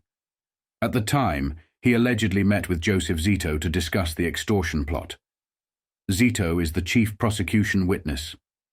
Frank Inglese of Depew testified that the electricity used in the Guarnieri home during the alleged meeting was well below the amount used by the average customer, indicating that no one was home during the early summer months. Anthony J. Guarnieri of Endicott, a nephew of the defendant, testified that he drove his uncle to New York City in July 1968 to catch a ship for a trip to Italy. He said the 2 days prior to the departure were spent in preparations, including a party. 2 defense witnesses testified earlier that they were on a European cruise with Guarnieri at the time of the alleged meeting with Zito. The first rebuttal witness called by the prosecution was Mrs. Carmen Polide, 22 years old, of Avoca, Pennsylvania, daughter of John Lisa Locastro. Locastro is a former girlfriend of former Brooklyn mobster Sebastian Alloy, whose name was allegedly used in the extortion plot. Mrs. Polade said she met Buffalino once in 1968 when she was introduced to him at a New York hotel, where he maintained a suite. However, under cross-examination by defense attorney Harold Boreanaz, she said it was the only time she ever met him. This article, published on Thursday, July 24, 1975, in Syracuse, New York, reports on the ongoing deliberations of a federal jury in the conspiracy trial of reputed mobsters Russell Buffalino and Anthony F. Guarnieri in Buffalo. The jury, after more than 6 hours of deliberation on Wednesday, has yet to reach a verdict in the case involving an alleged plot to extort money from a Geneva businessman. Defense attorneys have attempted to discredit the testimony of key prosecution witness Joseph Zito, calling him a conman, while the prosecution argued that Zito's testimony was crucial due to the secretive nature of criminal conspiracies. The jury resumed deliberations this morning after adjourning the previous night. A federal court jury resumed deliberation this morning toward a verdict in the conspiracy trial of 2 reputed mobsters accused of plotting to extort money from a Geneva discount store owner. The jury failed to reach a verdict in the trial of Russell Buffalino and Anthony F. Guarnieri after more than 6 hours of deliberation yesterday. The 7-woman, 5-man panel sent visiting U.S. District Court Judge Charles L. Bryant, Jr. a note saying they wanted to adjourn at this time at 10:44 p.m. They resumed deliberations at 9 a.m. today. Buffalino, 72 years old, of Exeter, Pennsylvania, allegedly the head of organized crime in northeastern Pennsylvania, and Guarnieri, 62 years old, of Endicott, are accused of conspiring to extort money from Geneva discount store owner Emanuele Caratozzolo. Both men slept in the courtroom at times during the deliberations. Guarnieri stretched out on a bench, and Buffalino dozed as he sat in his chair at the defense table.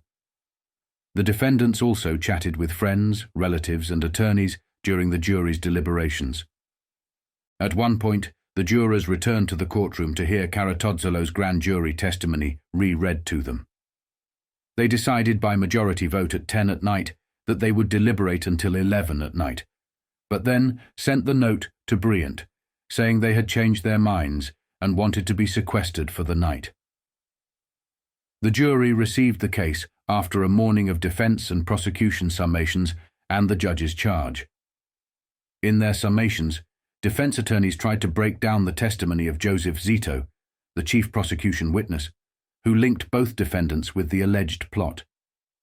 Edgar Nemoya, Guarnieri's attorney, called Zito a con man, who, under a 12-year prison sentence, had decided, "What can I do to make me a valuable commodity to the government?"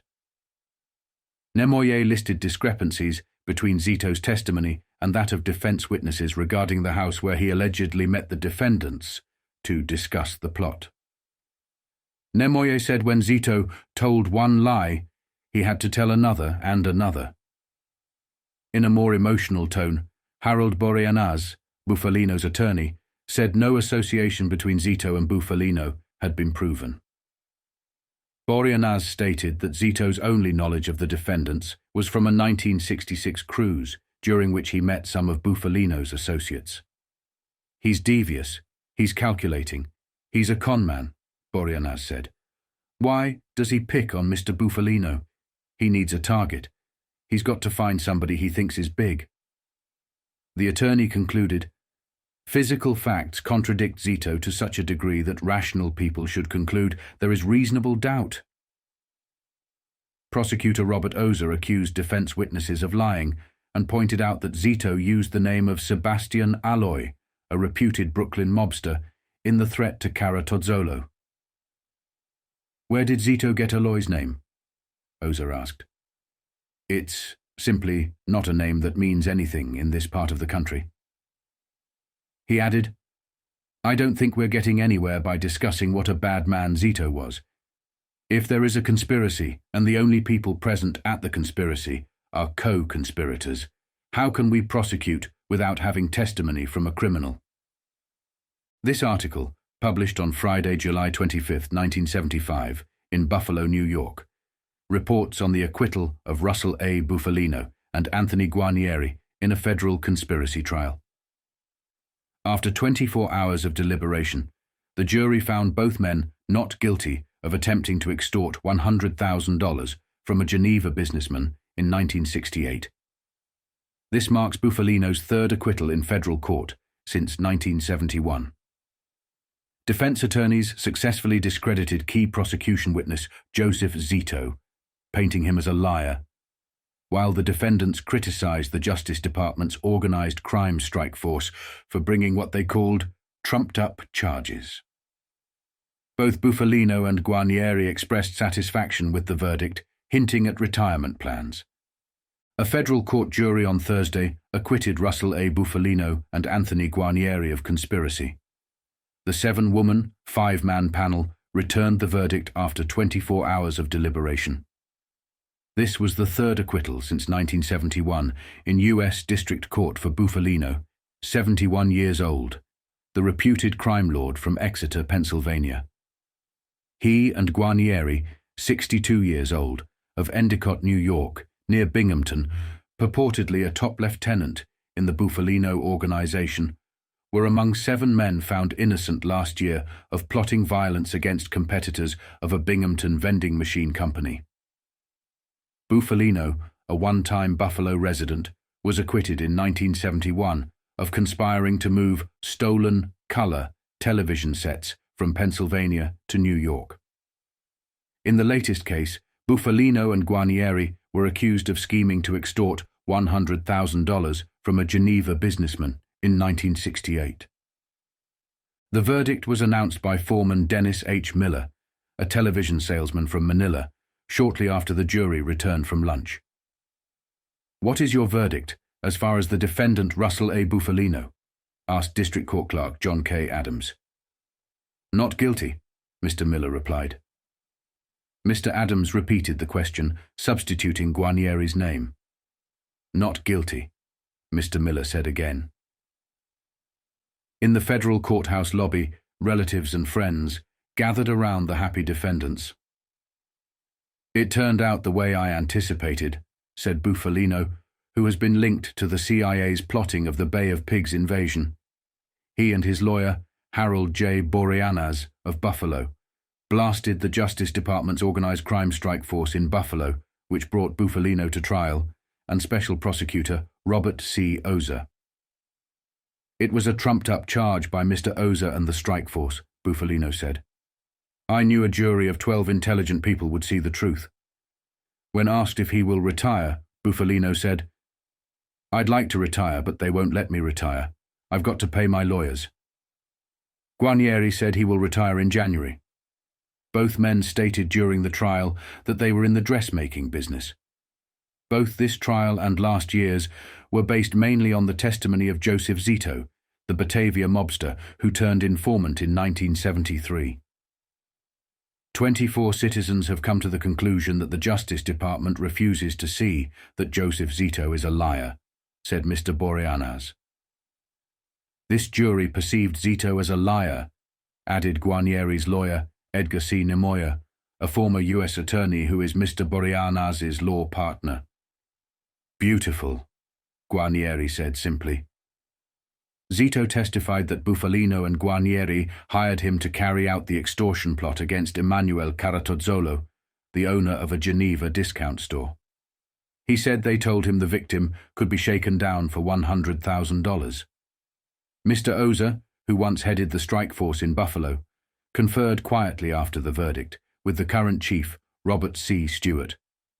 "Of course we're disappointed," said Mr. Ozer, who now heads the Detroit strike force.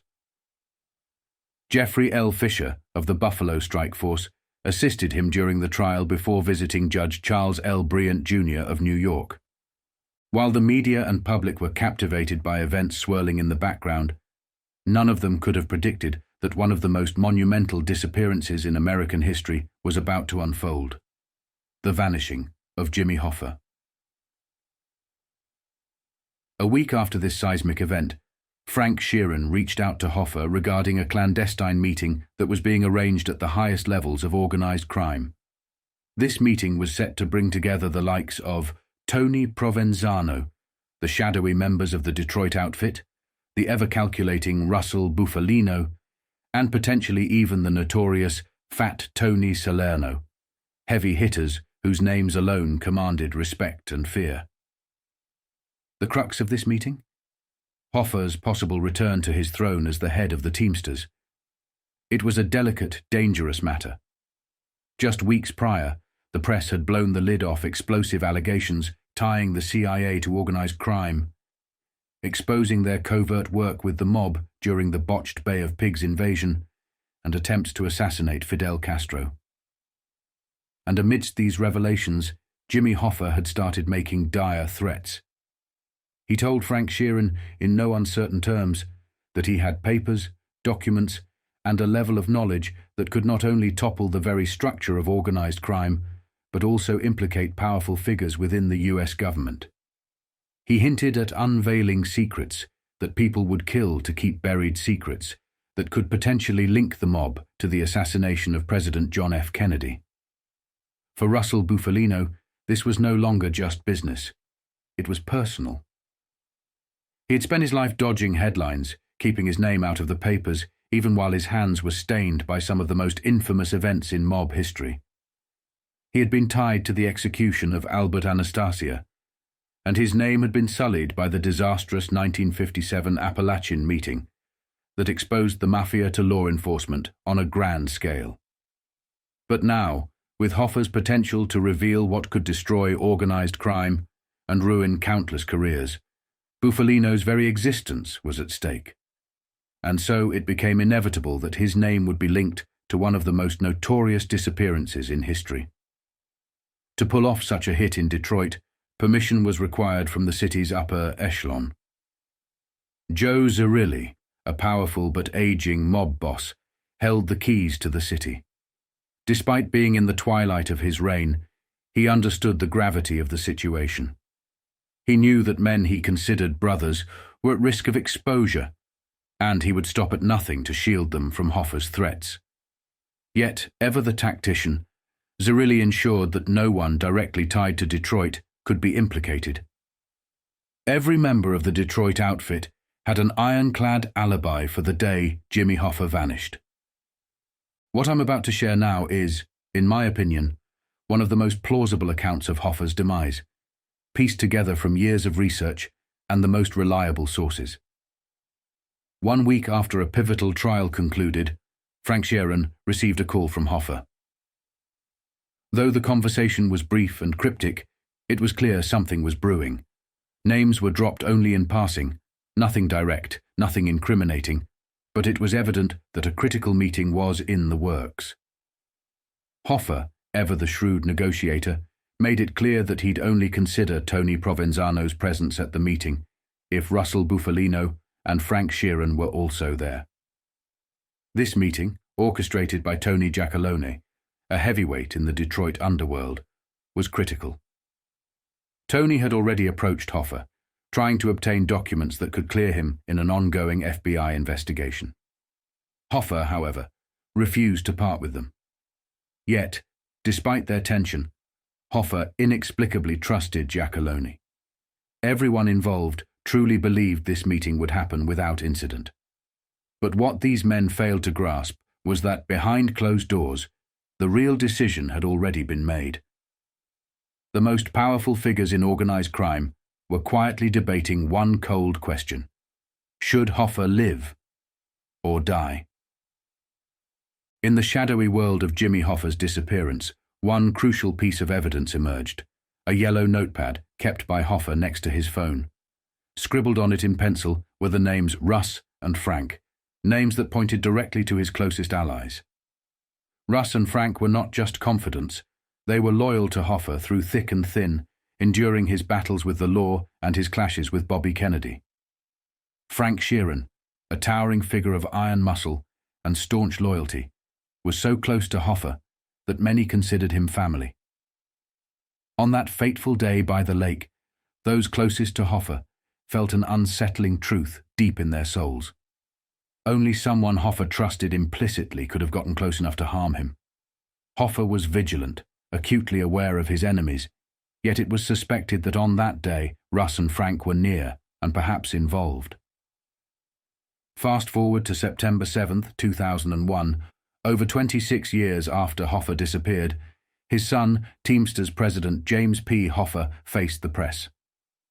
The FBI had recently revealed a breakthrough. DNA tests confirmed that Jimmy Hoffa had been in a car long suspected to have been used in the crime. Fox News senior correspondent Eric Shawn questioned James about the possibility that Hoffa had been lured into the car by the notorious suspects. James denied it for each man on the list, except for one. When asked if Frank Sheeran could have lured his father into the car, James nodded, saying, "Yes, my father would have gotten into a car with him." At the close of the press conference, James expressed a fervent hope that one day the case might be solved by a deathbed confession. At that time, Frank Sheeran was the only surviving suspect who was both still living and old enough to provide such a confession. His opportunity came soon after. However, just 4 days later, the tragic events of September 11, 2001, shifted national attention, and James P. Hoffa's scheduled appearance on Larry King Live was cancelled. But the quest for answers persisted. A month later, Hoffa's daughter, Judge Barbara Crancer, made a personal plea to Frank Sheeran. Calling from her chambers in St. Louis, she urged Sheeran to do the right thing and give her family closure. However, Sheeran, following his attorney's advice, remained silent, directing her to his counsel. This wasn't the first time Barbara had reached out. In March 1995, she had written to Sheeran, expressing her belief that those close to her father knew the truth, but had remained silent. "I believe you are one of those people," she wrote. Then, on October 25, 2001, just weeks after Barbara's phone call, 2 young FBI agents knocked on Sheeran's door. They were courteous, respectful, and hopeful. They knew the case, and hoped Sheeran might finally soften with age, perhaps even offer the deathbed confession everyone was waiting for. Yet, as he had done since Hoffa's disappearance on July 30, 1975, Sheeran once again directed the agents to his lawyer, F.M. Fitzpatrick. The FBI's hopes were dashed. When Jimmy Hoffa first disappeared, speculation was rampant. People assumed he'd either turn up in a ditch or simply vanish forever, leaving no trace behind, perhaps cremated, with no body or evidence to follow. But over time, as the story began to circulate within the underworld and the public alike, other theories emerged. One such theory gained traction after the gruesome discovery of mobster Johnny Roselli's body, stuffed into an oil barrel and floating off the coast of Miami. The grim coincidence led some to wonder, had Hoffa met a similar fate?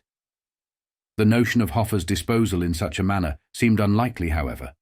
To orchestrate something so audacious would have required the involvement of only the highest ranks of organized crime, much like the rumored inner workings behind the Kennedy assassination. Killing a figure as powerful as Hoffa meant that only those at the top knew the plan. The decision to eliminate Hoffa would not have been taken lightly. It would have been debated behind closed doors, with careful consideration of the consequences. Eliminating Hoffa would certainly guarantee a relentless pursuit by the FBI, one that would never fade, forever haunting those responsible. Despite this, the mob knew they had to act. Russell Bufalino, a significant player in organized crime, reportedly tried to warn Hoffa. He urged Jimmy to stay quiet, to be patient, and to accept that times were changing. But Hoffa, always hungry for power, wouldn't listen.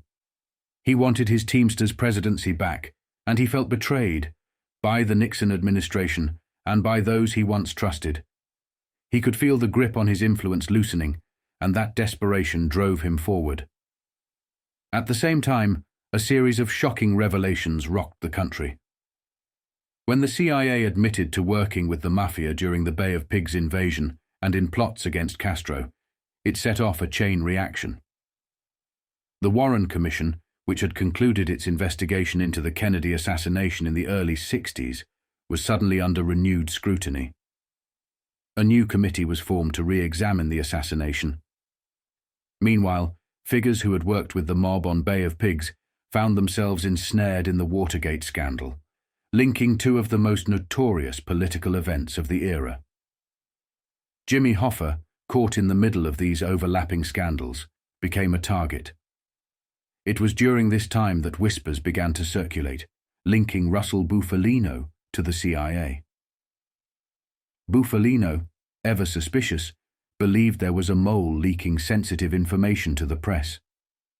To plug the leak, drastic measures had to be taken. Hoffa, once a powerful ally, had become a liability. When Buffalino eventually won his court case, Frank Sheeran, Hoffa's close associate, reached out to see how he could help. Frank had no idea, though, that the meeting he was arranging for Hoffa would lead to his mentor's demise. Those orchestrating the meeting had already sealed Hoffa's fate, and Frank unknowingly played a role in leading Hoffa straight to his death. Frank had just asked Russell McGee Buffalino for permission to reach out to Jimmy at his lakeside cottage. Frank was on a mission of peace, and in his heart, he knew that all he was trying to do was stop what was about to happen to Jimmy. It was Sunday, July 27, 1975, when Frank made the call. By Wednesday, July 30th, Jimmy would be gone. As they say in their world, gone to Australia, down under. Frank knew he would miss his friend until the day he joined him. Frank stood in his apartment in Philly, gripping the receiver of his rotary wall phone. If he'd been involved in what was about to happen, he wouldn't have been using his own phone. That much was certain. You don't survive in this life by making important calls on your personal line. Frank wasn't some fool. He knew better. He was made by steel and blood, not by the softness of a finger, just as his father hadn't used a finger to get his mother pregnant. With the phone in hand, Frank considered his next move. He had Jimmy's number memorized, yet he took a breath, running through his approach in his mind. Years of union negotiations had taught him that you don't just dive into a call without planning. And this call, it was going to be anything but easy. After his presidential pardon from Nixon in '71, Jimmy had become a whirlwind. His fight to reclaim the presidency of the Teamsters, had turned him into a different man, a hard man, tough to talk to at times. Guys fresh out of prison can be like that, but Jimmy, he had taken it to another level. He became reckless, with his words flying every which way, on the radio, in the papers, on TV. He was talking big, talking about exposing the mob, kicking them out of the union, shutting down their access to the pension fund. The arrogance of it. Frank could hardly believe the hypocrisy. Jimmy, the very man who brought the mob into the union in the first place, was now talking like he could clean house. It was no wonder certain people wanted him gone. He was threatening their golden goose, and there was no way that was going to fly. Frank had started worrying about Jimmy months earlier. It was back in Philly at the Frank Sheeran Appreciation Night, held at the famous Latin Casino. 3,000 of Frank's closest friends had gathered, including the mayor, the district attorney, war friends, the legendary singer Jerry Vale, and of course, the stunning gold digger dancers with legs that could stop traffic. And naturally, there were other guests. The FBI would have called them Cosa Nostra. Jimmy flew in as the featured speaker, and as Frank stood on that dais, Jimmy presented him with a gold watch encrusted with diamonds. "I never realized you were that strong," Jimmy said, looking Frank square in the eyes. It was a special moment, one that meant the world to Frank. Jimmy Hoffa was one of the two greatest men Frank had ever known. That night, as the prime rib was served, Jimmy made sure everyone got a piece of his generosity. Some nobody Jimmy had done time with asked him for $10,000 for some half-baked business venture. Without hesitation, Jimmy reached into his pocket and handed the guy $2,500. That was Jimmy, always a soft touch. But Frank wasn't fooled. Jimmy's kindness was legendary, but it was also dangerous. It made him vulnerable in a world where weakness could get you killed. Russell was there, of course. He was the other greatest man Frank had ever met. As Jerry Vale serenaded the crowd with Spanish eyes, Russell sat quietly, the powerful boss of the Buffalino family. He was the man who ran the criminal empire stretching from Pennsylvania to parts of New York, New Jersey, and Florida. Respected by every family across the country, Russell wasn't in the spotlight, but he was in control. When Anastasia was gunned down in a barbershop in New York, they made Russell the acting head of that family. That's how much respect he commanded. At the Latin Casino, Russell presented Frank with a gold ring, custom-made just for Frank and two others. A big $3 gold piece surrounded by diamonds sat on top. Russell was deep in the jewelry fencing and cat burglar world, a silent partner in a string of jewelry stores on Jewelers Row in New York. Even today, in the assisted living home, that ring remains on Frank's finger, alongside the gold watch Jimmy had given him. On the other hand, a ring with each of his daughter's birthstones. These were symbols of the bond that tied these men together. Jimmy and Russell, cut from the same cloth, solid muscle, all 5 feet, 5 inches of them, while Frank, once standing at 6'4", had to bend down for their private talks. But for all their similarities, strength, intelligence, toughness, they were different in one key way. Russell was quiet and calm, even when mad. Jimmy? He exploded every day, keeping his temper sharp, and he loved the limelight. The night before Frank's testimonial dinner, he and Russell sat down with Jimmy at Broadway Eddie's. Russell didn't mince words. He told Jimmy flat out that he needed to stop running for union president. Certain people, Russell said, were very happy with Frank Fitzsimmons. They were content with the easy loans they could pull from the Teamsters pension fund under Fitz's weak leadership. Sure, Jimmy had made his deals when he was in charge, but everything was on his terms. Fitz? He bent over backward for these guys. "What are you running for?" Russell asked. "You don't need the money." Jimmy's eyes flashed with determination. "It's not about the money," he snapped. "I'm not letting Fitz have the union. After the sit-down, as Frank prepared to drive Jimmy back to the Warwick Hotel, Russell pulled him aside. "Talk to your friend," Russell said. "Tell him what it is." The words didn't sound like much, but Frank knew. They were as good as a death threat. At the Warwick, Frank told Jimmy straight, if he didn't reconsider his run for the Union, he'd better keep some protection around him. But Jimmy just brushed him off. "I'm not going that route," Jimmy said. "They'll go after my family if I do." "Still," Frank warned, "you don't want to be out on the street by yourself." "Nobody scares Hoffa," Jimmy growled, his eyes burning into Frank's. "I'm going after Fitz, and I'm going to win this election." Frank shook his head. "You know what this means," he said quietly. "Russ himself told me to tell you what it is." "They wouldn't dare," Jimmy snarled.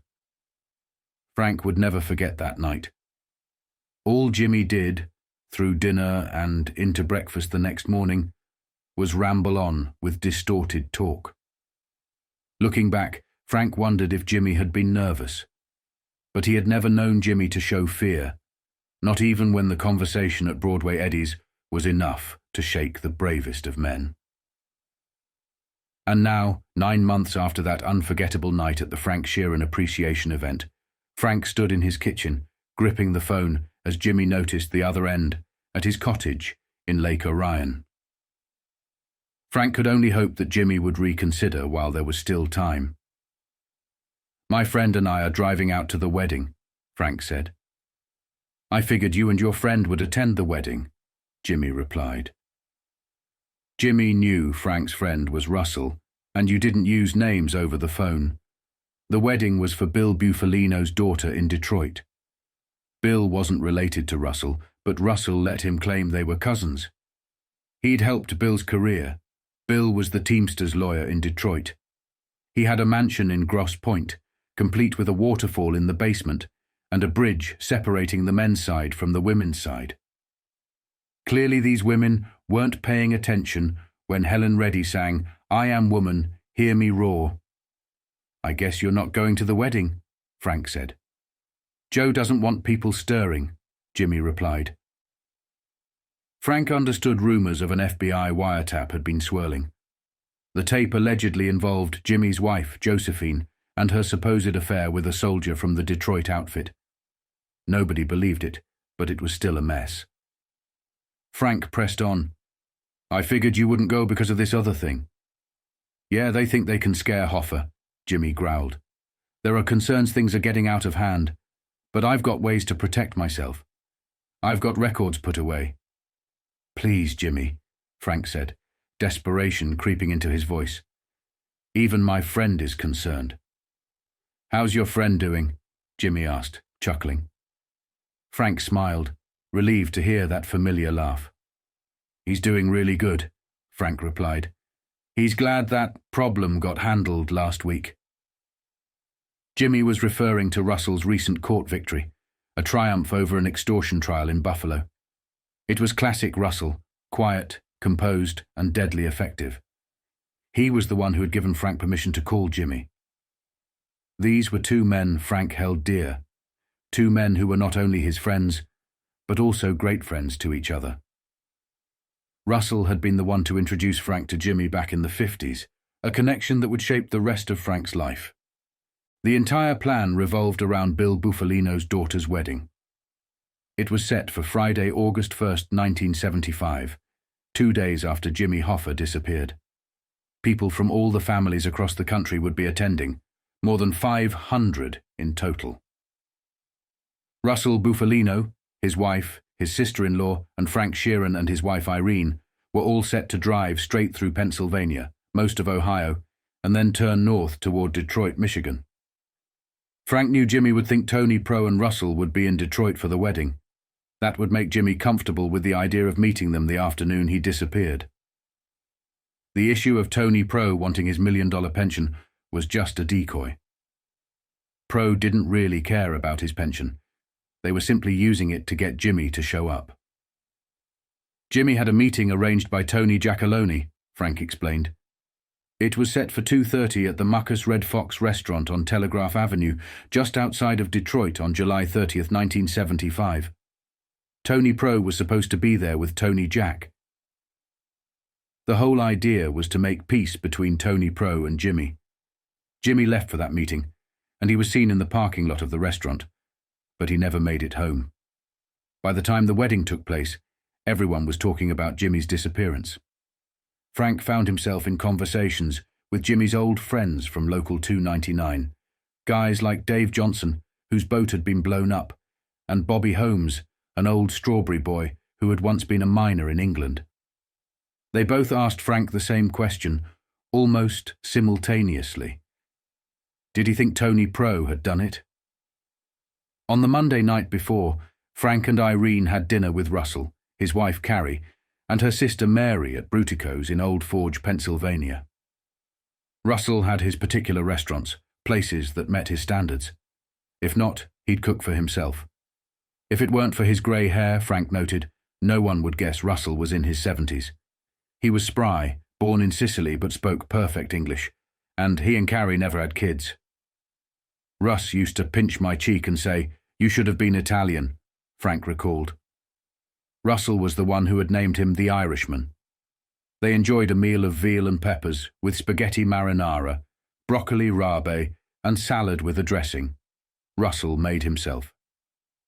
They relaxed afterward with coffee laced with sambuca when the owner came over and whispered something to Russell. This was before portable phones, so Russell had to leave the table to take the call. When he returned, he had that familiar smile, one you'd get when squinting at the sun. The years had given him a lazy eye, but his good eye always cut through the room like a razor. This time, he fixed it on Frank. He didn't say anything at first, Frank said, like he was studying me, trying to figure out how to say it. Finally, Russell leaned in and whispered softly, "We got a little change in plans. We're not leaving tomorrow. We stay put until Wednesday morning." Frank was stunned, though he kept it hidden. The news hit him like a mortar shell. He realized they didn't want him in Detroit that Wednesday. They wanted Jimmy alone. Frank stayed leaned in, hoping Russell might say more. But in this world you didn't ask questions. You waited and listened. Eventually Russell said, "Your friend was too late. There's no need for you and me to meet him on Saturday by the lake." Russell's good eye stayed locked on Frank's. Frank slowly sat back up, careful not to betray anything with his expression. In their world, the wrong look could get you killed. He couldn't say a word. Jimmy had warned him back in October at the Warwick Hotel in Philadelphia. Jimmy had said, "Watch your ass. You could end up being fair game." And just the day before, Jimmy had warned Frank again on the phone that he was getting too close in some people's eyes. Frank sipped his sambuca, trying to mask his thoughts.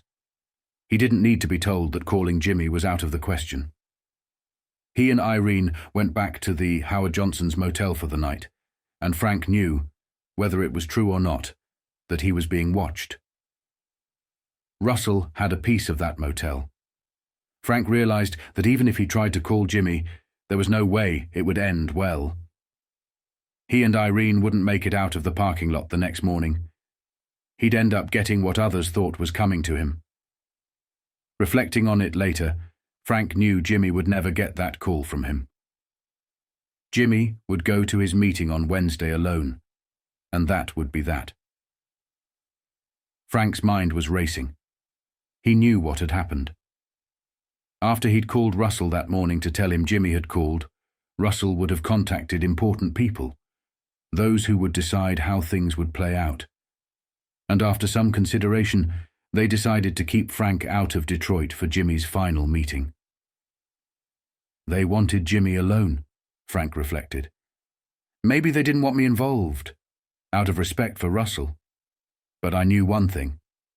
If they want you, they get you, no matter how tough you think you are. Frank understood how it usually worked. It's your best friend who walks up to you, talking about a football bet, and then you're gone. Like Giancana, who got it while frying eggs with an old friend he trusted. Though it was the wrong time to show concern for Jimmy, Frank couldn't help himself. He leaned in close to Russell, trying not to stammer, though his childhood stutter betrayed him. "The nuclear fallout's going to hit the fan," Frank whispered. "Jimmy's got records stashed away. If something unnatural happens to him..." Russell shrugged, indifferent. "Your friend made one threat too many in his life." "I'm just saying," Frank insisted. "The nuclear fallout's going to hit the fan when they find his body." "There won't be a body," Russell replied coolly. He placed his thumb on the tablecloth and moved it around like he was grinding something into it. "Dust to dust." Frank leaned back, taking another sip of his sambuca. "That's what it is," he muttered. The reality of it was sinking in. "So, we get it on Wednesday night?" Frank asked. Russell reached up and pinched Frank's cheek affectionately. "My Irishman, we did all we could for the man. Nobody could tell him what it was. We get into Detroit together Wednesday night." Frank placed his coffee cup down in its saucer, and Russell moved his hand to the back of Frank's neck. He whispered softly, "We'll drive so far, and we'll stop for the women someplace. We'll go do some business." Frank nodded. He knew the routine. Russell always had business along the route from Kingston to Detroit. They'd drop the women off at some diner while they took care of things. "There'll be a pilot waiting," Russell whispered. "You take a quick fly over the lake, do a little errand in Detroit, then you fly back. We pick the women up, and they won't even notice we were gone. Then we took a nice leisurely drive the rest of the way to Detroit. We're in no hurry. That's what it is." This article, published on Friday, August 1st, 1975, in Benton Harbor, Michigan, reports on the ongoing investigation into the mysterious disappearance of former Teamsters president Jimmy Hoffa. Hoffa, missing since Wednesday, has not been seen or heard from, with fears growing that foul play may be involved. Police are questioning several individuals, including Anthony Giacalone, a reputed Detroit Mafia figure and longtime friend of Hoffa, who was reportedly supposed to meet him the day he vanished.